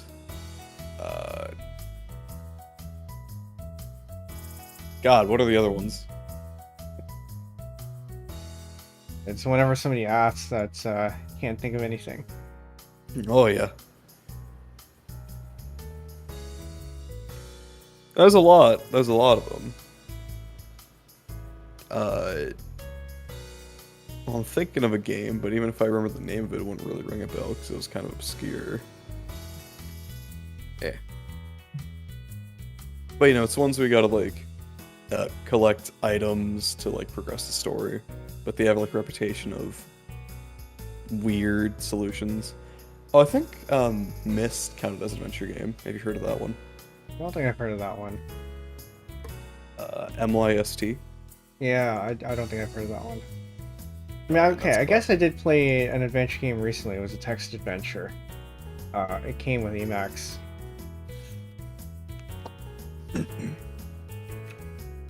But yeah, done it.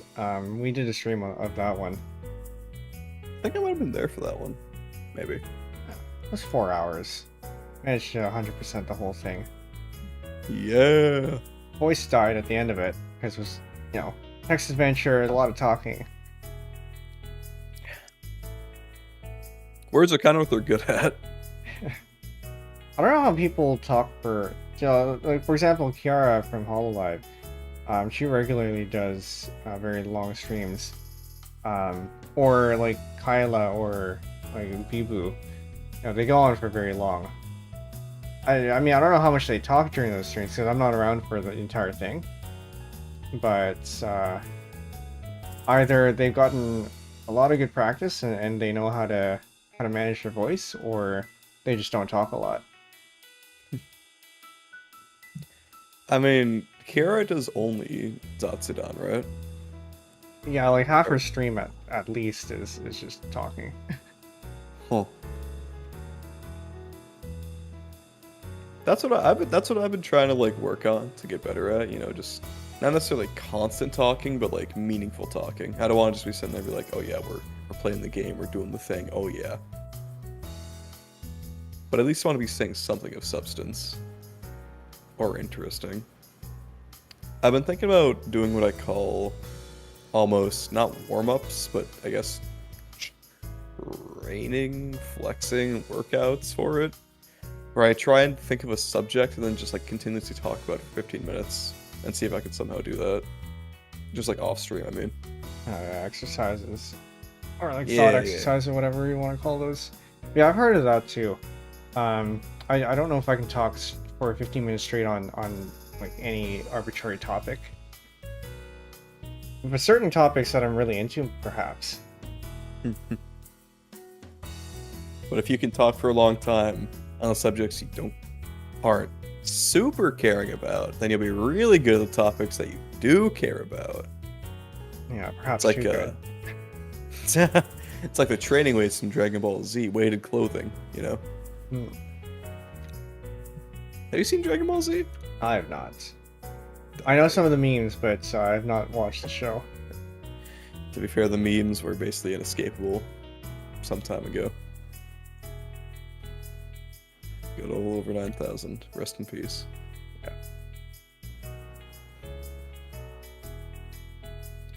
I'm looking through the puzzle games I have on Steam. Some of these are not puzzle games. Such as? Stargate Timekeepers. That's a lot more of like a tactics game. I don't know if you really call Plants vs Zombies a puzzle game. I mean, I guess it has some puzzle elements to it, but not really. Half-Life 2, barely. It has. I mean, let's be honest. It's a first-person shooter that forces you to do the physics puzzles every now and again.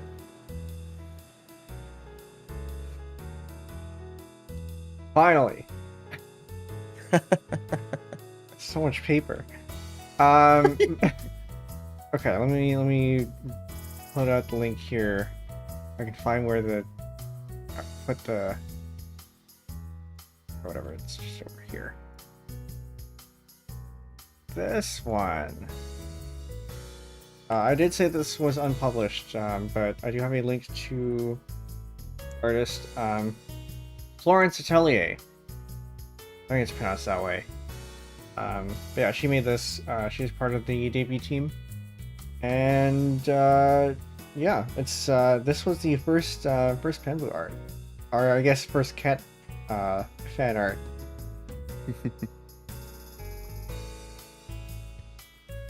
Okay. Go on to this one. How many do we have left? We did touch grass, we did secret mission, we did cat. So yeah, we'll do this one next. 64 pieces, there's a lot of white.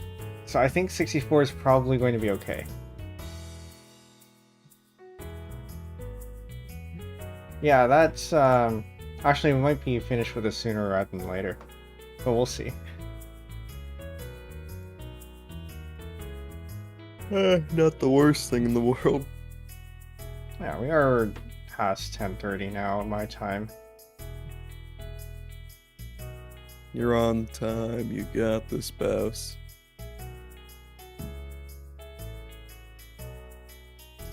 Have you heard of the game Uplink? Uplink. It sounds vaguely familiar. I don't know anything about it though. It's a hacker game where you play as a hacker for freelancing. Probably why it sounds familiar. Yeah, it was. I think from 2000. God, I think it was from 2003. Hold on, let me look this up actually. Uplink release date, or maybe 2007, 2001, October 1st. I thought it was newer than that. I could have sworn it was newer than that. But yeah, that's a fun little game, I think. But it's kind of repetitive. Not really a puzzle game either, even though it has the puzzle tag on Steam. What are the mechanics? How do you play it? It's not. Yeah. So you have a variety of tools to bypass different computer systems. So, for example, you have a password cracker, which you would use to just get through passwords, and you would use that to try and get into systems, and then do what you need to do, and then leave before you can be traced all the way back to your home computer. Let's see. It's not particularly deep in any way, but it's in the it has a like not stress, but like it's forcing you to act is what I'm trying to get at. Like you gotta move, you gotta go fast, but you also have to think things through. You gotta be active about it. Oh, so it's real time? Yes, it's real time. It can take about 45 seconds from beginning, say, a password crack, to you being found. So you have to log out and delete your traces before that happens. Sounds a little bit stressful. It is, but that's half the fun. Yeah. It gives me like 1% of the throws I used to get from Tarkov and EVE Online, so I don't gotta risk anything for that, so, you know. Oh god, EVE Online, that's a whole game. I was gonna say it was a whole game, but it still exists, somehow. Which one? EVE Online. Okay, that actually sounds vaguely familiar. It's an Icelandic game in space. It's very famous for its social interactions. So, for example, the economy is almost entirely player ran. Like, players mine things, they process them, they build stuff into them, they buy them, they explode them, etc. See. And also, players can like take space in the outer regions, so you have like player corporations who will like fight over sovereignty over different systems. And there's a lot of like really long standing alliances in the game. Like I think the Imperium's been around since 2009-ish? 2007 maybe? It's got a lot of long standing stuff like that. There's a lot of sorry. I guess this is an MMO. Oh yes, I should have mentioned that. And also importantly, it's on the same shard. There's no like split servers. There used to be a Chinese server, but all players got moved to the main server, Serenity. Or was it Tranquility? I don't remember. The main server everyone plays on. It is fun, but the devs are very incompetent and they keep trying to kill it. To put it bluntly. Oh, that happens. Yeah. I don't know if they're doing it intentionally, but it's either utter incompetence or maliciousness, and I can't decide which. They keep introducing things that either ruin things that already existed, or nobody asked for, or some combination thereof. Yeah, so that either sounds like they're out of touch with. Like, how long ago did that start? Because it could be. Oh, it's been going since 2003. No, I mean Or like the incompetence part. I think a lot of probably shortly after they had to go free to play, which would be about 2016. Yeah, I suspect what happened there was that there was some sort of changeover in like upper management or something, and who hadn't played the game, and so now they're calling shots, even though they're not really in tune with the player base. Yeah, you're almost spot on, because that just reminded me, things started going downhill when the current CEO came into power. I think the previous one was Seagull, and I don't think it's Hilmar. Everyone hates Hilmar. Apparently they did play the game before, just... It's not deeply enough. Something like that. They also got bought out by Pearl Abyss, which I think affected their management style. I could be wrong.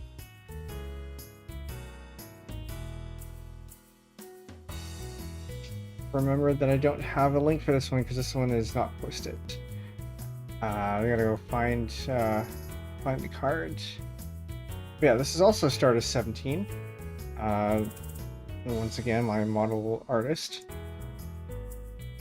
I don't think she's published this one, but it was on the Discord.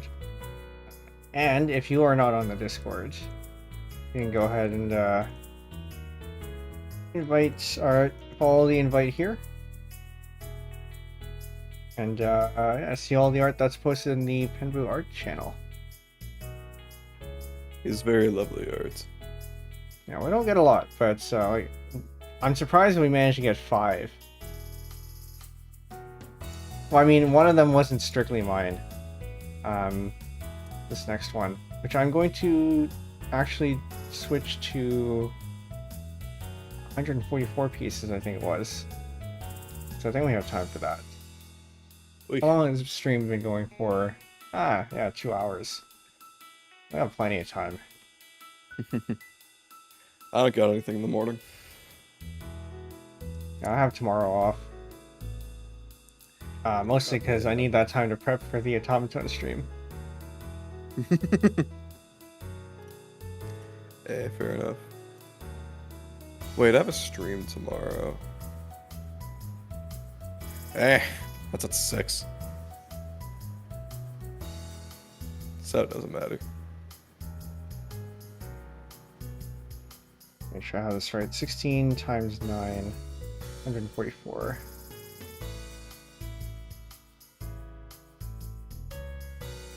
Alright. This thing is detailed enough that we should be able to see things here. Famous last words. We'll see.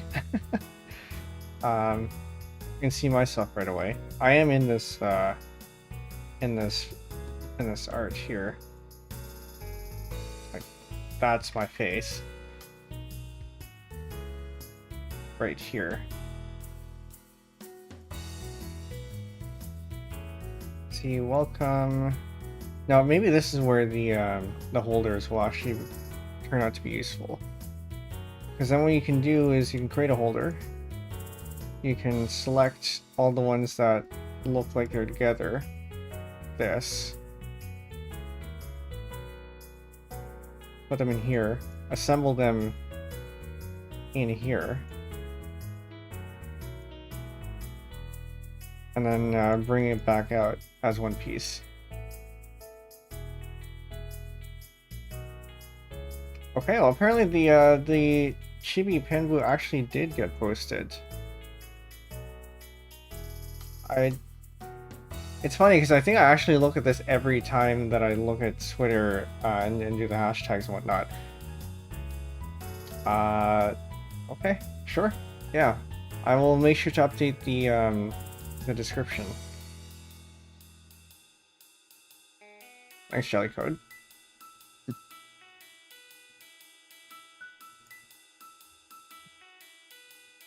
All works out.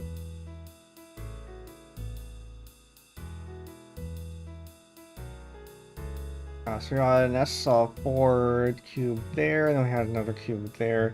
So this one's over on the right. This one's on the left. Getting more DMs. What is this? I'll be right back and get something to drink. Sure. Water, I mean.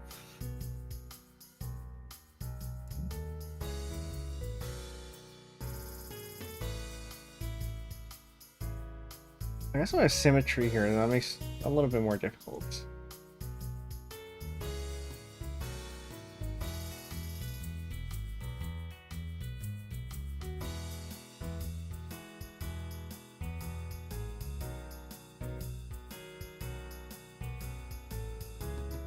We got a welcome to. I'm gonna put this in here.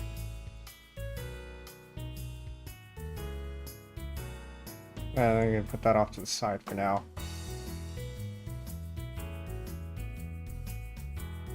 Where is Osk? Also gets put in here.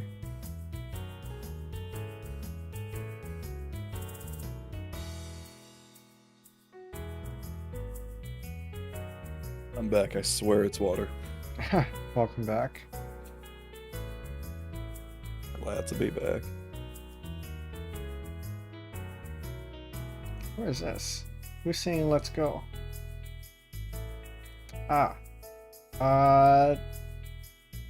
Trying to remember who this is. This is I think this is a Spanish streamer. That's a cute design. Yeah. Spanish streamer who streams on Twitch, I think. All I can remember. I mean, they're all linked to in the tweets that this was from. But yeah, I think I can name like half of these people. Well, we'll see later.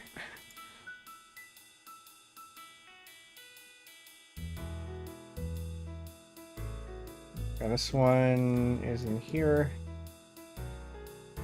Why don't you do that? Where's the rest of it?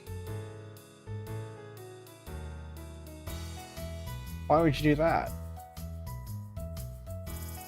Okay.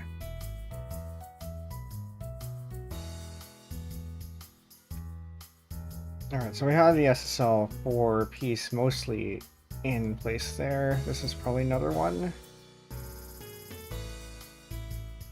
Maybe. I don't know what this is. Actually, no, this was on the right side.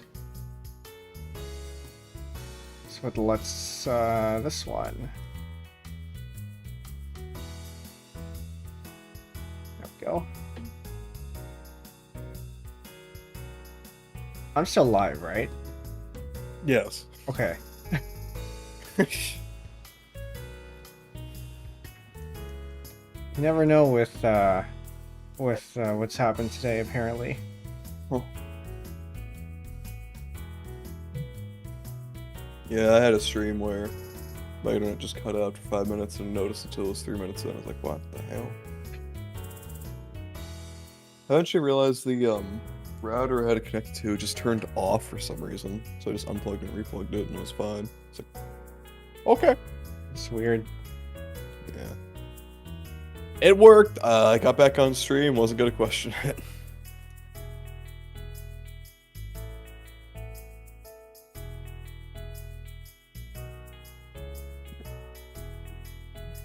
Actually, it was during a Nordis stream. I think it was during my first ever YouTube stream too.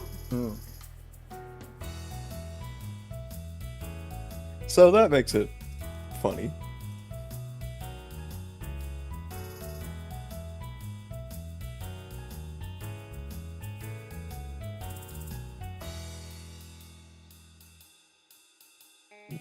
Got beginnings of a character over here. This one I think is part of Lure.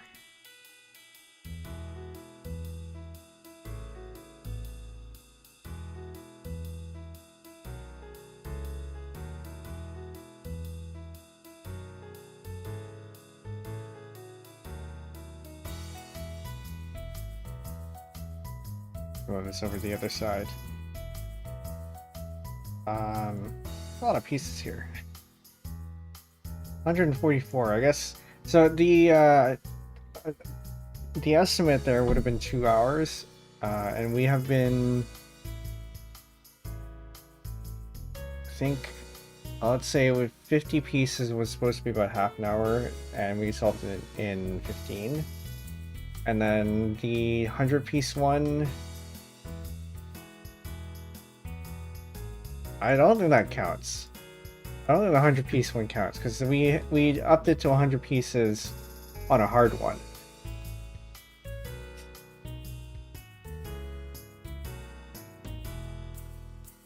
Do you remember how long it took us to do the previous one? No, sorry. I mean, I wasn't really paying attention either. Oh, I well. solved it, but it was fairly quick. I'd estimate probably 5-10 minutes.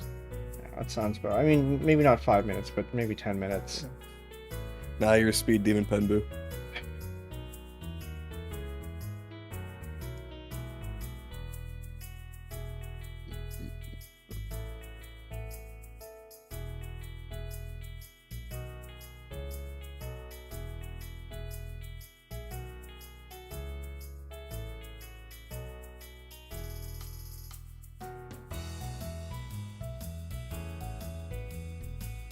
This is some sort of word, and I don't know where it is. This is a part of the "Let Me In." That goes there in the corner. This is the other part. I just need to find the L. That goes down there.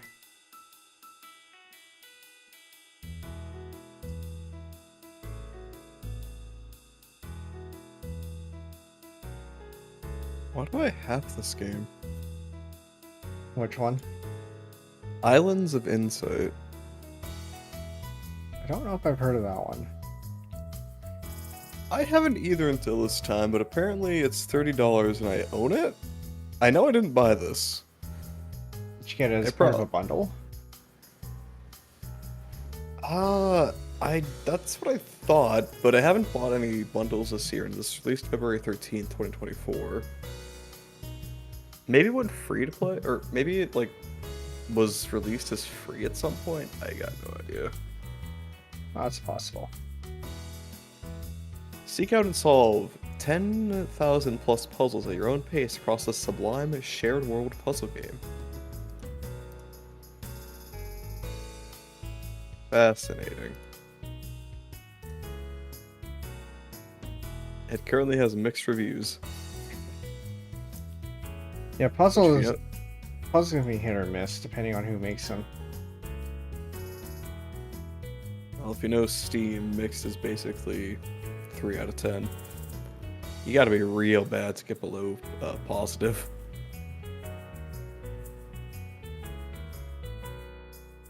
I don't even know how Overwatch 2 got mostly negative.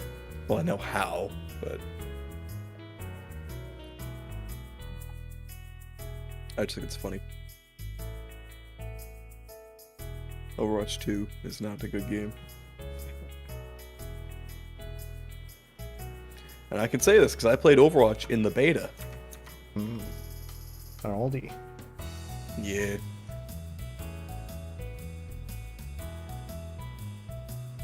Did you follow that whole thing happened between Overwatch 1 and 2? Or know anything about it? Or say again? Do I know anything about what happened between Did you 1 think and about that, yeah. 2? Not really. Oh, have I got a story to tell you? Oh, I have time. May as well. So, originally, Overwatch 1 released as a 6v6, team game, right? Sure. Hero shooter, bang bang, shooty shooty. Yeah. Have a time. Well, there was, for the longest time, basically no, story behind the game. There were bits and pieces, but not, an actual story. Well, they announced Overwatch 2 saying, hey, we're gonna have a co-op game that's story-based, so you can learn the story and play with your friends. And I was like, yeah, that sounds awesome!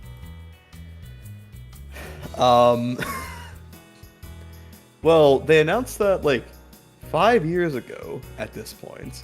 They released it last year, and they announced a year before they released it that it was instead going to be a 5v5 team shooter game where they changed a lot of the mechanics. That's basically Overwatch again, but worse. I see. So it went from being, a co-op story shooter to a copy of Overwatch that is worse. Sounds like they had to compromise on a ton of things because it would take too long. Maybe, I don't know why. Oh yeah, the worst part is, so you were supposed to be able to just have the original Overwatch game, right? And be able to keep playing that. They specifically said you'd be allowed to play the original Overwatch when Overwatch 2 released. Yeah, they went back on that. You can't play Overwatch 1 anymore.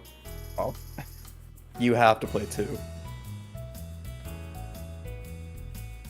Is that enforced by the server or something? Yeah, the servers. Because it's a live service game. Yeah.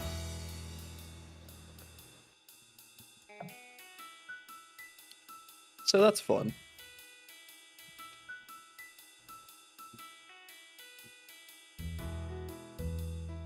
This is why it's good to have open source engines, or at the very least self-hosted servers. Yeah, that's what I like about some of the older shooters like CS or even Sven Co-op or Gary's Mod. Ran by the community, so I'm kind of worried about devs stepping in and saying, okay, you can't play this anymore. It's like, wah! Although, I mean, I guess it doesn't really stop some people, because I've heard that people are still running servers for the Wii. There's some older games that have been reverse engineered. Battlefront 2, for example, when the servers shut down off of GameSpy, Game Ranger was the only way you could play the online servers. But then they put them back up on Steam, which was nice.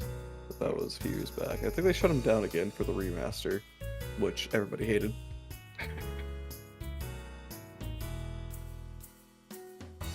So,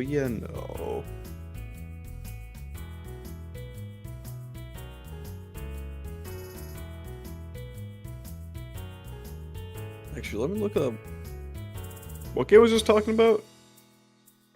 I don't know if I caught it. That's funny. Wow. My memory is not very good. Well, short-term memory. Well, it happens to me too, don't worry. Well, I mean, it's not like we're particularly focused on anything either, so... Yeah. I'm focused on saying that stuff. I'm currently doing my streamer exercises right now here, Penbu. Glad to be of service. You might think I am on your stream, but really you're on my stream of consciousness. Got him.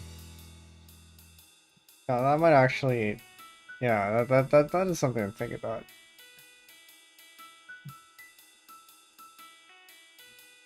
Huh? Get all philosophical and whatnot. I could talk philosophy. I could talk philosophy all day. Me and my roommate talk philosophy a lot. Although, first few times we talked philosophy were not very good. The guy likes to debate semantics without calling it semantics. He'll be like, okay, but that word actually doesn't mean what you think it does. I'm like, dude, it doesn't matter. Think about the idea. And I'm like, stop arguing semantics. He's like, I'm not arguing semantics. I hate arguing semantics. Like, dude, what? Yeah. Whatever. It's just a funny little thing, you know.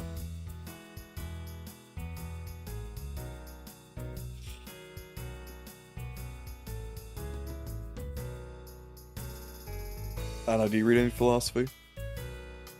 I mean, I think the first question is, do I read? We're VTubers, of course we don't read. Yeah, I used to read a lot more, mostly nonfiction, but I used to read a lot more when I was a kid, not so much anymore. Books anyway. Like I'll still read blog posts and whatnot if I come across an interesting one. And long form posts too. But not so much books. That said, I did get some of the XKCD books recently. What if what's it? What if, how to, and actually what if 2, how to, and the thing explainer. And then I have the what if 10th anniversary edition on pre-order. But they're mostly for collection. I'm not really flipping through them. Fair enough. Yeah, I do the same. The longest things I read are like essays and long form posts. I listen to video essays, but that doesn't really count as reading. It might activate the similar neurons, but it's not reading. Sorry, what were you gonna say? Oh yeah, I was gonna say that my company also gives us a like a learning budget, and we can spend it on things like books and books and courses. I don't do courses because I don't know, I kind of don't like school anymore. So I spend them on books instead, and I don't know, I can count the number of times I've opened those books on one hand probably. But it's also a what's it? How do they say it? If you don't use it, you lose it. Oh yeah. So they're encouraging you to use it. Yeah, that's why they say neuroplasticity tends to decrease, and when you get older, it's not necessarily true. It's just that a lot of people tend to not keep learning after school, because either they finished high school and they're going to go straight into the workforce, or they finished college and they're like, okay, I'm done now. Forever. I wonder how that changes when, because now we have games, so like video games. That's true. I mean, there was some games back in the day that were based around like, oh, flexing your brain or something like that. Brain Age for the DS, I believe. Yeah, Brain Age was one that was fairly popular. I know my mom bought that one. She doesn't really play games, but she used my DS for that.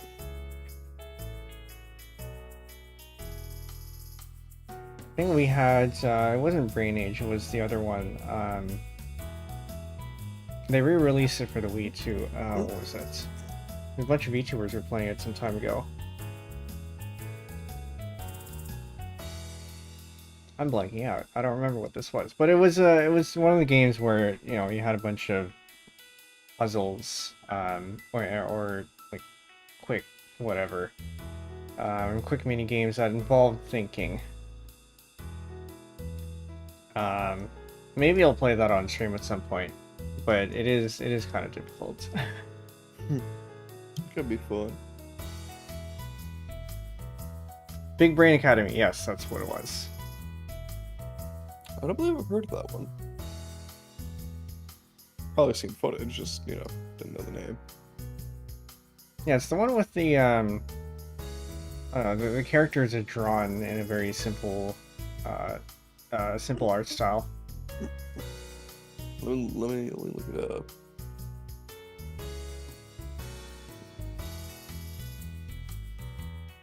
Huh, this does not ring a bell. Fascinating. Yeah, there was a bunch of the Hololive VTubers that played it, so maybe at least you have some material to work with. Yeah. Let's see if Crony played it. That'd be funny. Oh, she probably did. I know Bay and Iris had played it, and I think they matched up in a few things, and then they had a little tiny competition, or like informal competition. Who would do better? Because of course they would. First clip that comes up: Crony plays Big Brain Academy, but she gets every question wrong. I don't remember that one. I gotta check that out later. That sounds about right. My Oshi, let's go. Crony can be pretty overconfident sometimes. I don't know if it's just for the bit, or if she's actually like that. I think it's half for the bit, half genuine. I don't know how to put it. I wouldn't put it past her.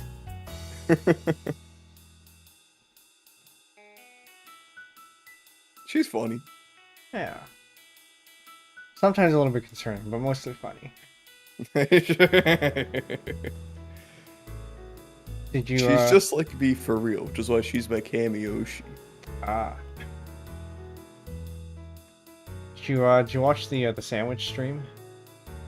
I've heard of it. I don't think I was there either. I did see some clips of it.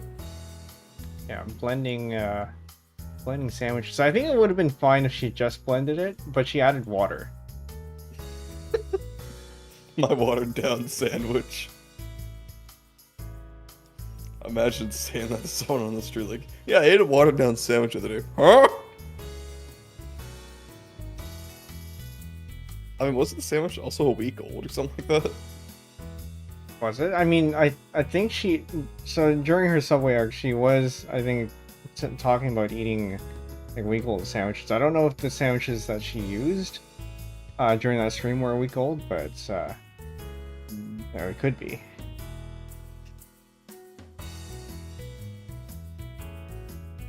I was so tempted to send out a tweet the other day saying, like, I'm the only real Crony fan. I walked 2 miles for Subway. And I did walk 2 miles for Subway. I just really wanted Subway for some reason. I have one that's, I think that's fairly close. I'm not gonna walk that distance, but... Yeah, it's not that good. But I ate it a lot when I was younger, so it just kind of ingrained in my brain the specific recipe. For whatever copper sake, I could still recite it. It's footlong Italian ribs and cheese, bacon and egg toasted with cucumbers, black olives, and pickles, and then yellow mustard and sriracha. My go-to is ham on. I can't believe I'm blanking out. Just ham. Ham on the what's the cheese one for the Italian herbs and cheese? Yeah. lettuce, tomato, cucumber, spinach, and black olives. Cheese and toasted. Well, they apparently have they grill sandwiches now too. Really? Yeah, because I think they got a panini press or something. At least they do here. I don't think we have that in mind, but I don't know. I don't go to Subway that often. If I can help it. I also tend to add black pepper, parmesan. Do they have oregano? I don't remember. Don't think so.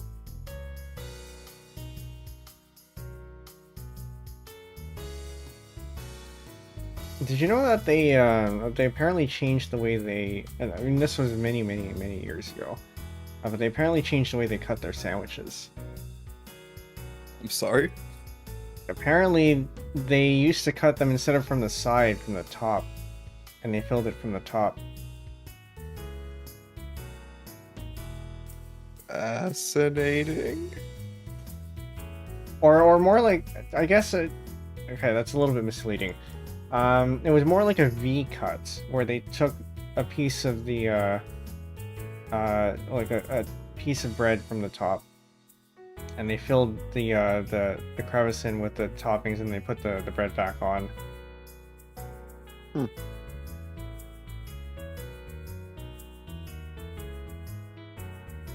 I don't think I've seen that, but I don't know. There are probably YouTube videos about it. You used to, I think, be able to order it old style, but I don't know if the new sandwich artists, I think is what they're called, know how to do it anymore. Mm. Lost art. Lost to the ages. Gonna have to go on a grand adventure to recover that trick.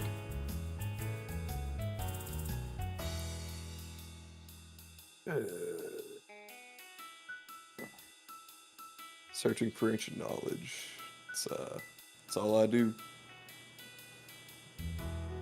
Yep. That kind of guy. Don't listen to him, he's a liar.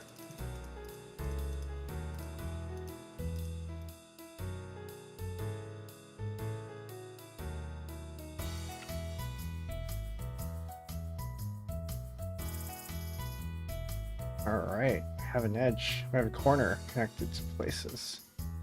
I have two corners Yeah! connected to places. This is where it starts getting easier. Because then this goes over here.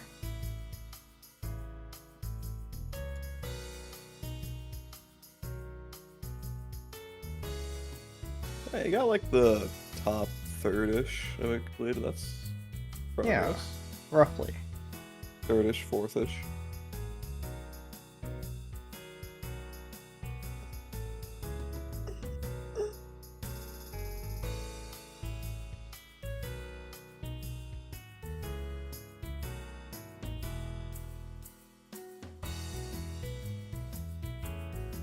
Still looking through. Okay, apparently PC Building Simulator is a puzzle game on Steam. I can kind of see that. It's not a particularly engaging puzzle, but I guess, yeah. I mean, I guess the question is, when do you... Because there's a bunch of things that you could consider puzzles if you really think about it.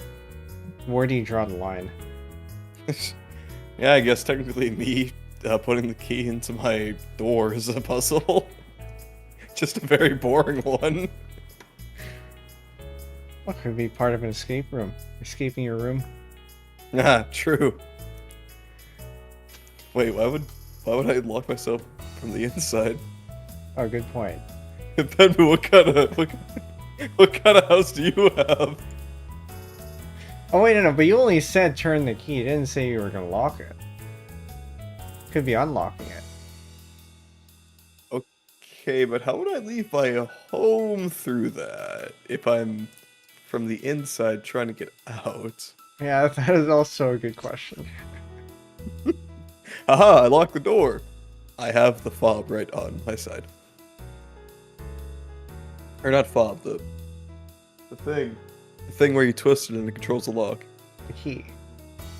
No, the other thing. On the other side. Oh, the It's what do they call those? that thing. Knobs? But the knob is the actual Yeah, door that's thing. supposed to be it. I guess it's just a lock, isn't it? Turn the Maybe. lock. It has to have some technical name. Maybe. Yes. I'm starting to deteriorate personally. I don't know if you could tell. Well, I mean, we have been chatting for, what is it now? 2.5 hours? Don't feel like you have to stay, by the way. I'm into the long haul at this point.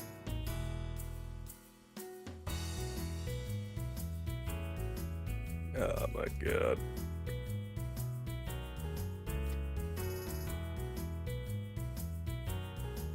Back a while ago, when I became known to my friend group for getting a little loopy late at night, because for some reason the room would just become a little bit low on oxygen, and then I'd just like start acting funny, because I was it happened a lot when I was laughing. Like I would be laughing a lot, and that would just cause a feedback loop. I think I might have brain damage. Certainly possible, but you know, I don't think. Well, it really depends, I think, on how much you were oxygen starved for how long. True, true.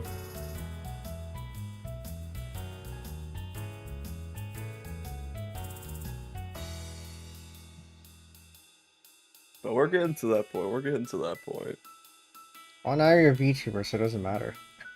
Ah, true. If I start acting, instead of it being a public disturbance and a nuisance, it's instead a clippable moment. Officer, please. It was a clippable moment. I'll do it for the content. It was for the bit, bro. Come on. Just a prank, bro. There's a camera right there. Mr. A, welcome in. How many puzzles have you finished? We are at 4. This is the 5th one and the last one. Currently at 144 pieces.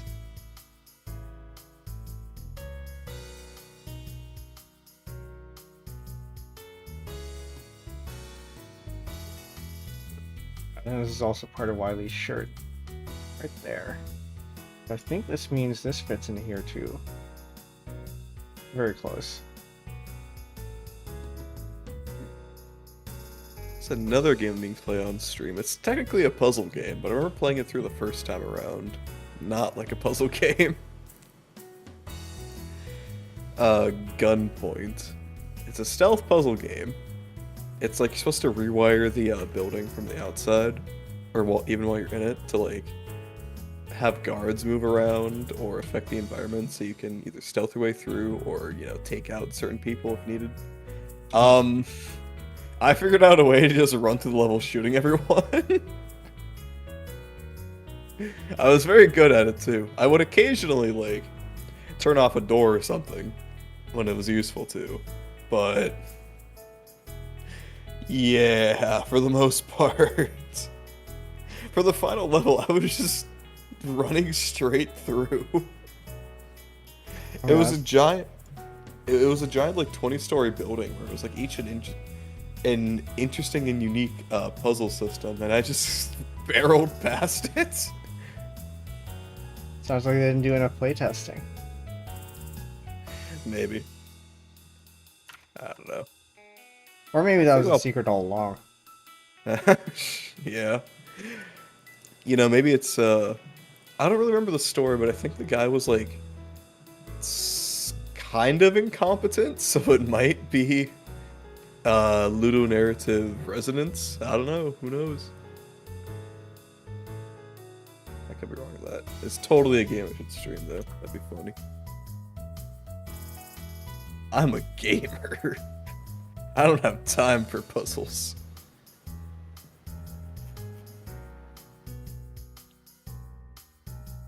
From 2013 too. I remember this game specifically because you got a free hat in Team Fortress 2 if you bought this game. Free hat. Like Yeah. in game or Yeah, in game. okay. In the game Team Fortress 2, where hats are valuable, but this one you can't trade or market, so it does not have value. It was a cool hat. It was the Crosslinker's Coil, I believe it was called. I think it looked cool.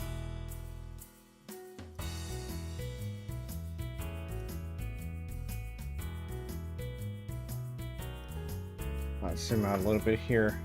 What are we missing? This one fits in here.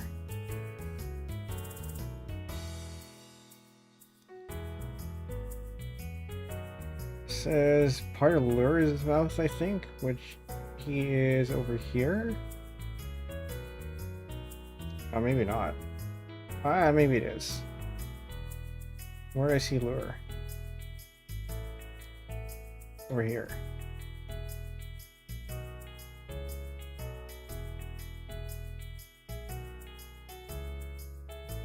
There's also a Doctor Who The Eternity Clock. This was also a puzzle game, but it was definitely more of a puzzle game. However, I don't really remember the puzzles. Apparently I beat the game in under 90 minutes. I accidentally speedran it, apparently. Oh, it I means got an you can, achievement for it. that means you can refund it. Well, this is back in 2017, so I think it's a bit late for that. Do they, so I know Steam's, what do you call it? Policy is that if you played it for less than 2 hours, you can refund it. But do they also have something like a 30-day limit for when you can do that? It's 2 weeks after you bought it. Okay. That one's, for what I've gathered, the harder limit. Because the 2-hour marker is more of a soft guide. If it's like 3 hours, they'll probably accept it anyway. It's just like, you can't have completely ran through the game like every day and then be like, okay, I hate it. Let me take the money back. But I believe the 2 weeks one is a lot harder of a limit because I think that's when they actually disperse the funds from Steam to the developers on a 2-week delay. So that makes some sense.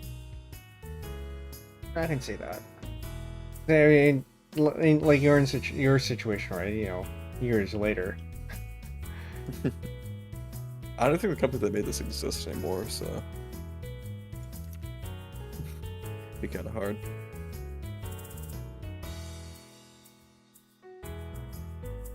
What is this? This is part of a speech bubble. Which one? Or maybe it isn't a speech bubble.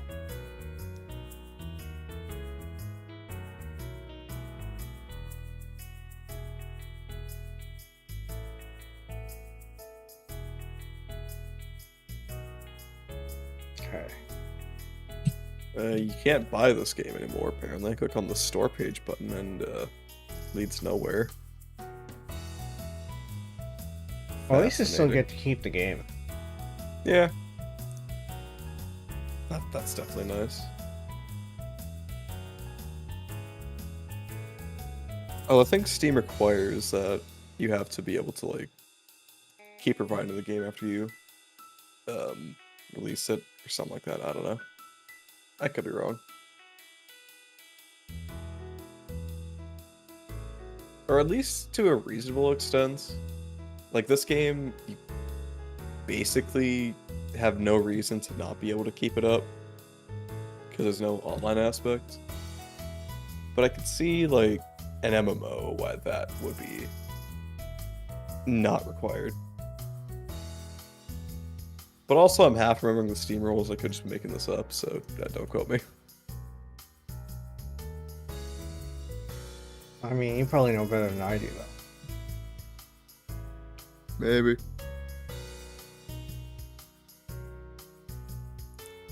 I agreed to the Steam Terms of Service years ago. A decade ago, actually. So, it was a little while ago that I actually ever read that. And also it's related to the developers, so I wouldn't even know about that. I wanted to make games at one point, but Never had any good ideas back then. And now that I have good enough ideas, I don't have time to develop them. So, yeah, no. Stream idea! Good. I could. Yeah, it's the three things you need to execute something: time, skill, and idea. Ideas I are don't hard. have to. No. Ideas are hard, but I got a few in the back of my head. I should write them down, however. Yeah, writing them down is good. Speaking of writing things down, I did actually start writing down my lore I've been meaning to do. Oh, I think I estimate I'm only about like 25% done. Hold on, let me check the word counts.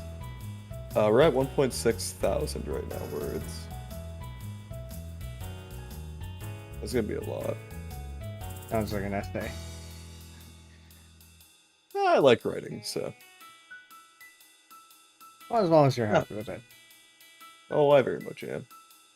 Actually writing a video essay, kind of ish. Are you familiar with the YouTubers Seth Seamtack or Mandalore Gaming? I don't know if I've heard of them. I'm writing a video in their general style. I've got it all written up and I got the footage recorded, just gotta edit it and voice act it. Which is probably be the more difficult part. Editing, that's a real one right there.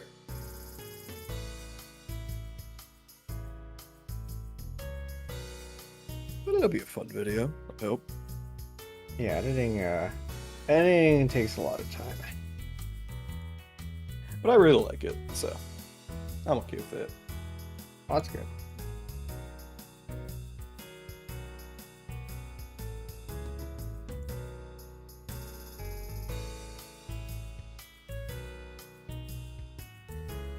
Alright, this is looking pretty good.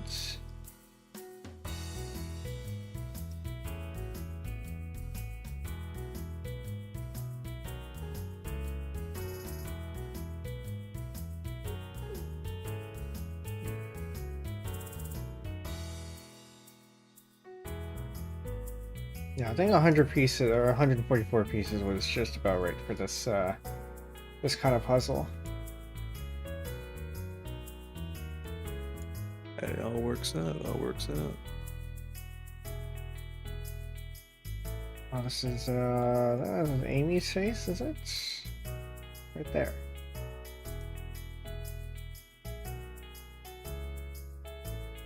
You look so sinister in this one.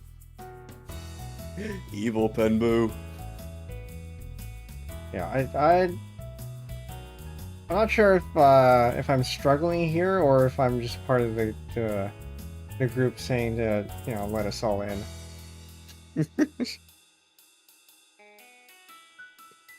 Interpretation.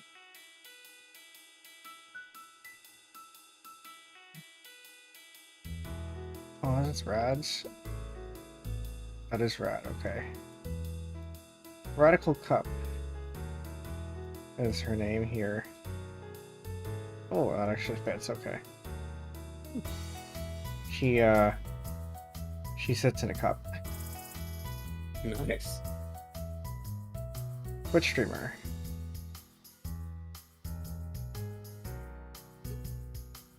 Like VTuber or A VTuber, yeah.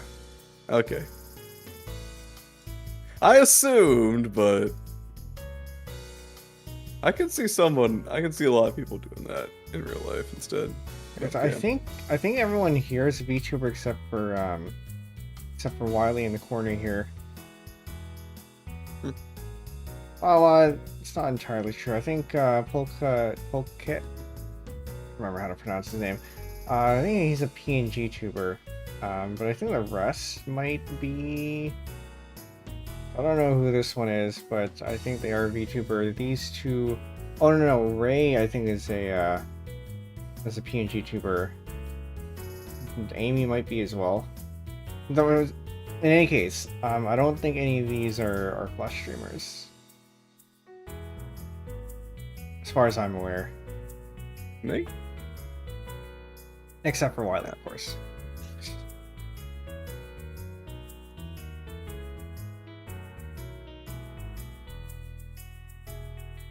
The Fleshman representation. Let's go. First SSL. There only one VTuber who participated in SSL one. I wasn't around for it because well, I mean, I kind of was around for it. I had people over, but I couldn't participate in it. I just had it on in the background while we did stuff. SSL 2 I participated in. I was the only YouTube main on there. There was one other VTuber, Angel Online. I'm gonna give her a shout out. Sorry, give them a shout out. Angel Online VTuber, I think their thing is. Yes, okay, very good. Copy that over in the YouTube chat as well. But yeah, they what is that? I think they were the only one who was simul streaming to YouTube at the time, other than me, but they were still primarily Twitch.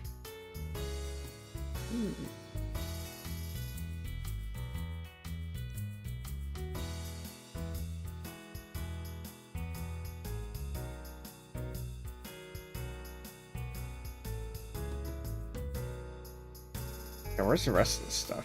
Where is the other? Oh, it might be this one. Yes, okay. And then we have a where is Osk here? With lure over here, that means this goes over here.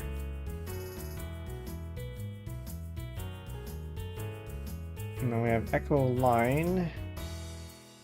So I saw Echo's face somewhere. Do you recognize any of these people, by the way? None are ringing a bell. Echo Line you might have heard of. She is a VTuber from VNU. One of the mid-sized indie or mid-sized agencies.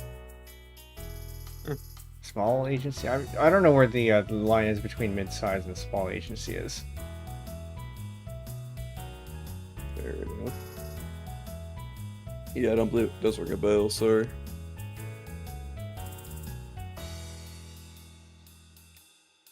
Ah, well.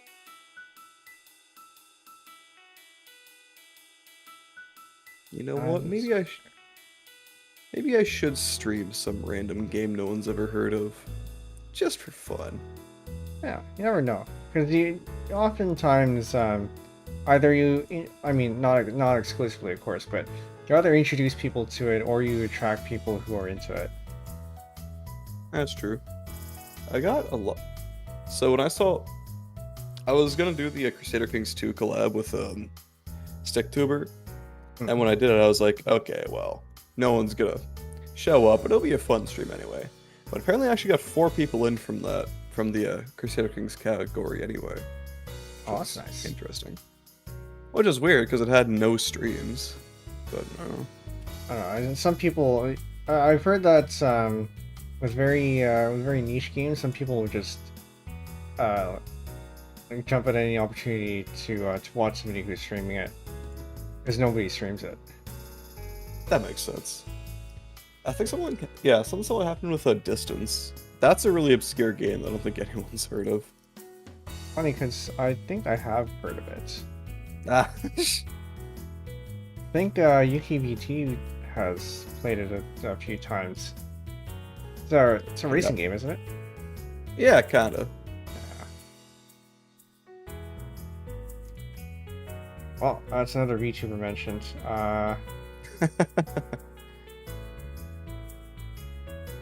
I gotta find this one out. Where my Distance player's at.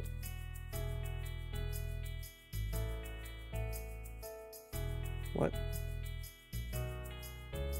Oh, they actually... Hold on. They are top 10 in the world for distance adventure mode speedrunning. Oh, really? Yeah. 10th place. Nice. I mean, I knew she was good, but I didn't realize that good. I don't tend to tune in for the racing streams, but they do exist. And she is pretty good at it. I think it's a lot of fun, but I played it way too much. For me, it's a kind of turn your brain off. Well, not really turn your brain off, but it's like, it's meditative. I don't really have to focus too hard on it. It's like, if I fail, I know exactly the problem, so I really have to think about it. So I just kind of restart and go again. So I can just like, basically meditate and think about other things. I like it. Wait, way too long to figure out where that piece went. So what's over here?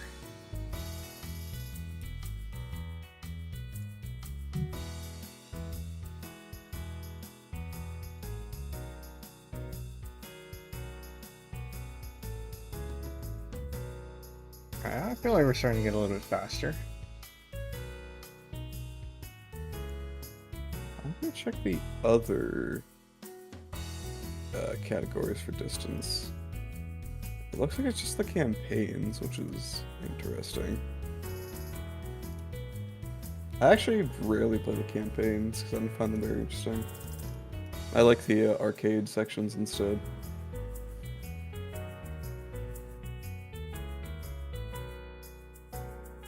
Can't say I know too much about the game. I haven't really watched it. Fair enough. There's the sprint game mode, which is what I mostly play.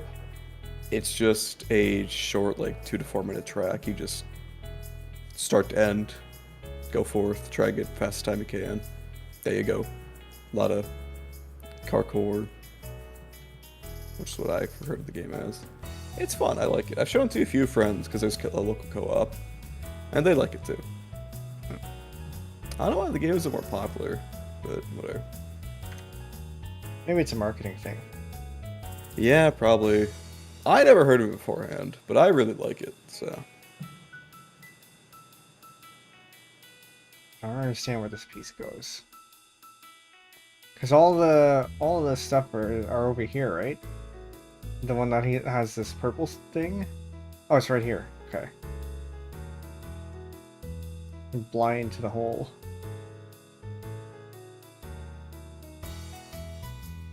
Echo line, you're over here.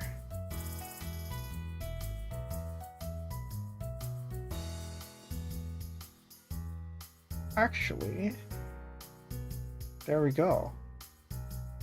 Now I just fill in the rest of this.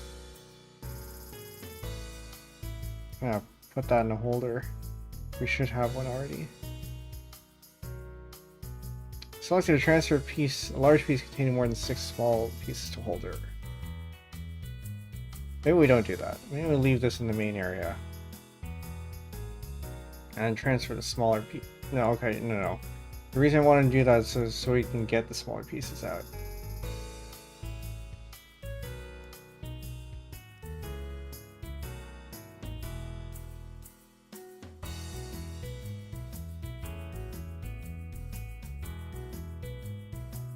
Oh no.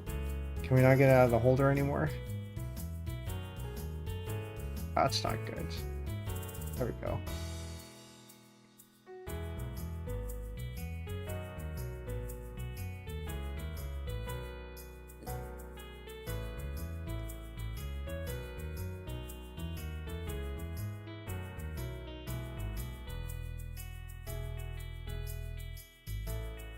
I'm looking at some of YukiBT's VODs and now I just want to open the game again. That's sounds like a gorilla stream. Maybe. I'm too tired to stream right now. Fair enough. Although if you did stream, it would give me an easy raid. Ah, you're so right, you're so right. The cruelty of choice. But yeah, no, if you're too tired, you probably shouldn't. I could do an hour. I could do an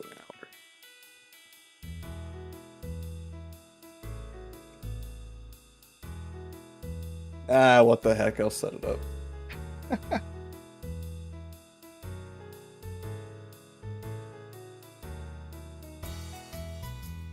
I'm meaning to do more gorilla streams these days. Because my current schedule is literally Friday, Sunday. And that's it for the entire week, which is, fun fact, not a lot. Yeah, I mean, consistency is more important than quantity, right? True. But at the same time, I'd like to do a little bit more. Yeah, I feel that. So I decided I'm going to do more gorilla streams when I know I have time. Because the main reason why I was doing Wednesday streams, but I took that away because I had a stream right before an exam day, and I was like, yeah, I shouldn't be doing this. So, yeah. I remember, I think it was last year at university, I'd gone to go watch Kimi no Nawa in theaters the night before an exam.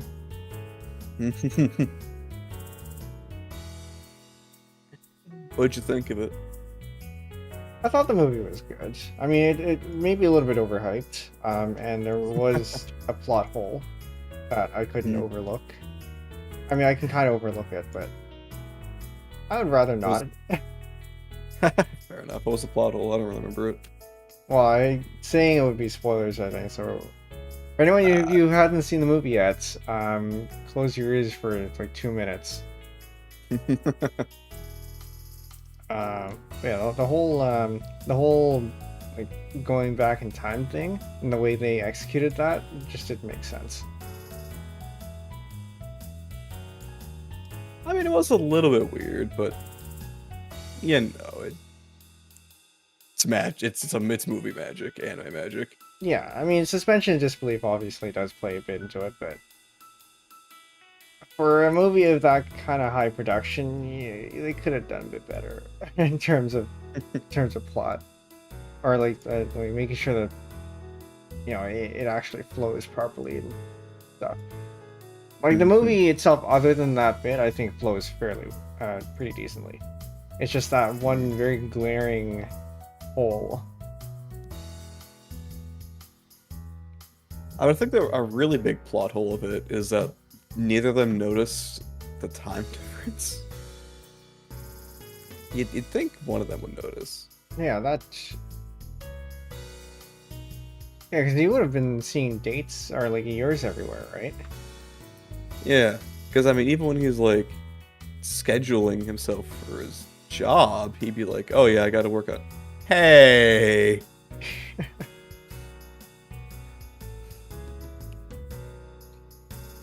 Only a few more pieces left. Can't be that hard.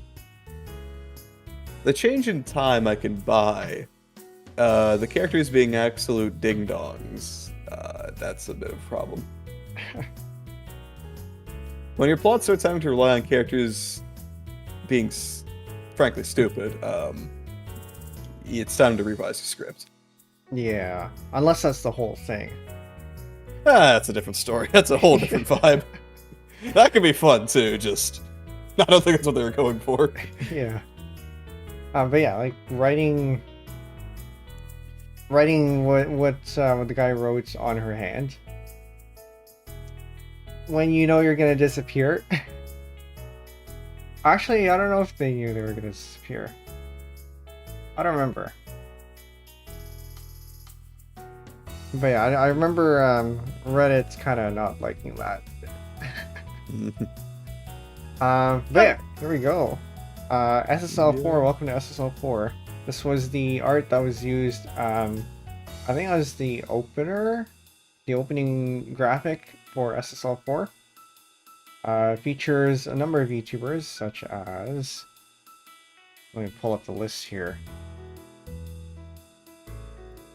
Pull out the tweet. Actually, I may as well send the tweet out here.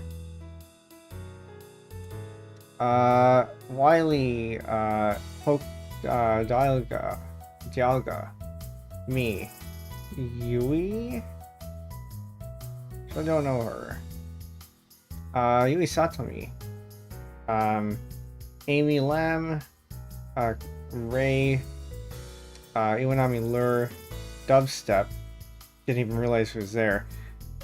What else do we have? Faf Plays. Is this you? Maybe. Echo from VNU. Echo Line. Jinta. Misty. Radical Cup. Triforce Moon. I'm gonna double check that. Don't want to accidentally misattribute people. Yeah, it's Triforce Moon, Drixcom, and Yamano, Rika Yamano. A lot of people in here. That was co-created by Amy. This one, where she had posted one without the gates, so you can see people more clearly.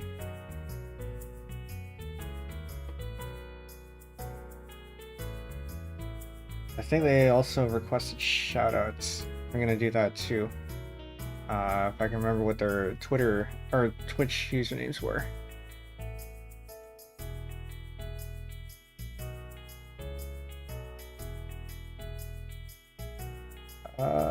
Right there. Yeah, it's the same as their Twitters. I have to wait 2 minutes before I can do the next one.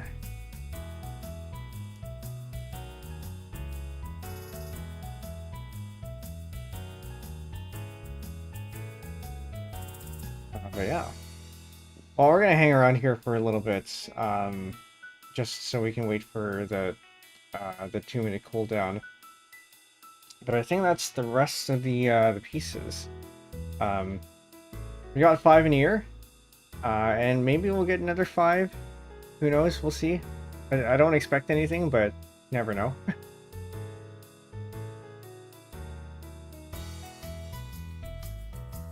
Anything else in here that I missed? I don't think so. Actually, no. We're definitely seeing one more because I think the 539 has been posting stuff in the Discord. For the Lego stuff. So that I think might be coming soonish. But we shall see. And maybe there will be more official art at some point. Not expecting anything, but we'll see.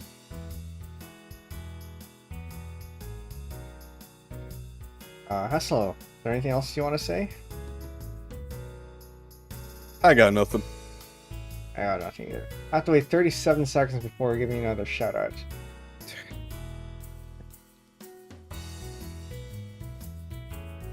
Maybe snooze this. We're on the YouTube side. Hope you're all enjoying this, or have enjoyed it. We went from... What was the first one? This one, 48. Yeah, 48 pieces. That's okay. That kind of makes sense that we solved that pretty quickly because it was only 48 pieces. And then we solved the Ket one with a lot of paper, 108 pieces, and small chibi 64 pieces. No, touch grass with 100 pieces. This one was a good solve, I think. And then SSL4 with 144 pieces. That was also a good solve. I think there are certain images that are more suited for being puzzles than others. Like this was fine. I think if you're into figuring out all the paper and stuff, I think it's fine. Maybe with fewer pieces it would have worked a bit better. And having 100 with that kind of density, oh, maybe not. But this was still good. 48 piece. I'm tempted to do this just to see how quick it would be, but maybe not. All right, I think we can finally do the cooldown there.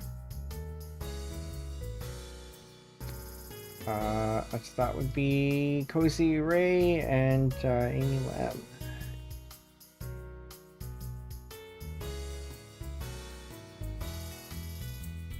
I mean, HM Lamb. I guess I shouldn't abbreviate that.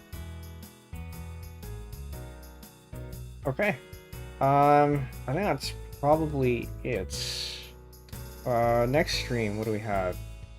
Oh, actually, I was supposed to do this while this graphic was up, but okay. Spooky Streamer Lobby is on Saturday. Is the Tetris or Tetrio event that Wiley has organized for the past 5 times. The last one of the year, because frankly, you know, I think it's been getting a little bit overwhelming. It needs a little bit of a break, well deserved. So the next one will be next year. But that also means more time to cook. So we'll see what happens there. But as for more immediate stuff, tomorrow is the first year anniversary Automaton stream. So if you want to go listen to some Automaton, this is the time to do it. We've got a really good lineup. Actually, one of the songs I learned just today because I had to swap one out because we did Tequila yesterday. Don't want to repeat that. Hassel, go ahead. You had some. You wanted to say something? Did I? I heard something. Maybe not.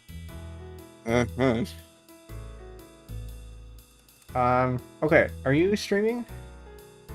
I still need. I'm very quickly putting up the thumbnail for the stream. YouTube stream, then I'll be ready. Sure. Yeah, I'll stall for a little bit then, and let me know when you're good, and go ahead and raid you. Yay.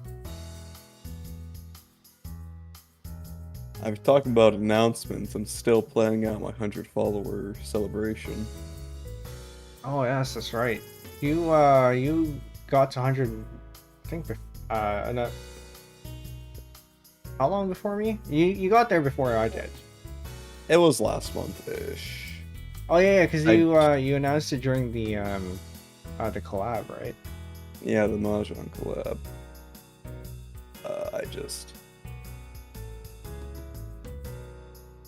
It kind of hit at the same time as university started, so bad timing. Oh well. I've got things planned for it. It'll be sometime in the future. Well, I mean, some people don't even celebrate their 100 until they get to 500, so. Nah, true. Yeah, I've got ideas for my 100. YouTube's already there. Twitch, I think, needs, what is this, 4 more? So we're getting close. We're getting close. Twitter, I mean, half of those are people who aren't real, so it's hardly hardly something that counts. But yeah, that waddles between, the straddles the line between 100 and under 100. Okay, hopefully if I click start streaming, things won't explode. But I've been wrong before. Well, things exploded for me today, so. Thanks for inspiring confidence. Alright, I'm gonna click the button.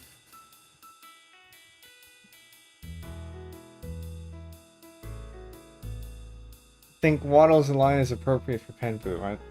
Maybe appropriate for Ket. But I think Ket was the one who was who put in the first tweet, so I guess that is appropriate. Maybe it is actually his account. All right. Well, I see the notification, so I'm gonna go ahead and set up the raid. For those of you on Twitch, we're gonna go raid Hessel, who's about to stream soon. This is the raid message if you would like to participate. Go ahead and copy that there. Otherwise on YouTube, oh, actually you are also streaming on YouTube, so we can go direct you there too. Yay. Is it CF Hessel? C dot hustle CF. C dot Hessel, yeah, that's the one for YouTube. Yeah. CF Hessel is a Twitter. Yes, it's Dr. Hustle on Blue Sky. Don't ask. Don't ask why I did that. So for those of you on YouTube, you can go hang out there. Distance is a racing game, so expect a lot of fast action, I guess. I would join You'll see for. me exploding a lot. What was that? You'll see me exploding a lot. Yes. Okay. Great. The rate message also works on YouTube, so hopefully that copies well. All right. I think we're gonna end it here. Thank you all for coming, and we'll see you next time. You know, if you want to go hero Tombstones, go do that. Oh my lord, my controller's unplugged. All right. Good night, chat. Bye. Oh my lord, my computer, my controller's plugged.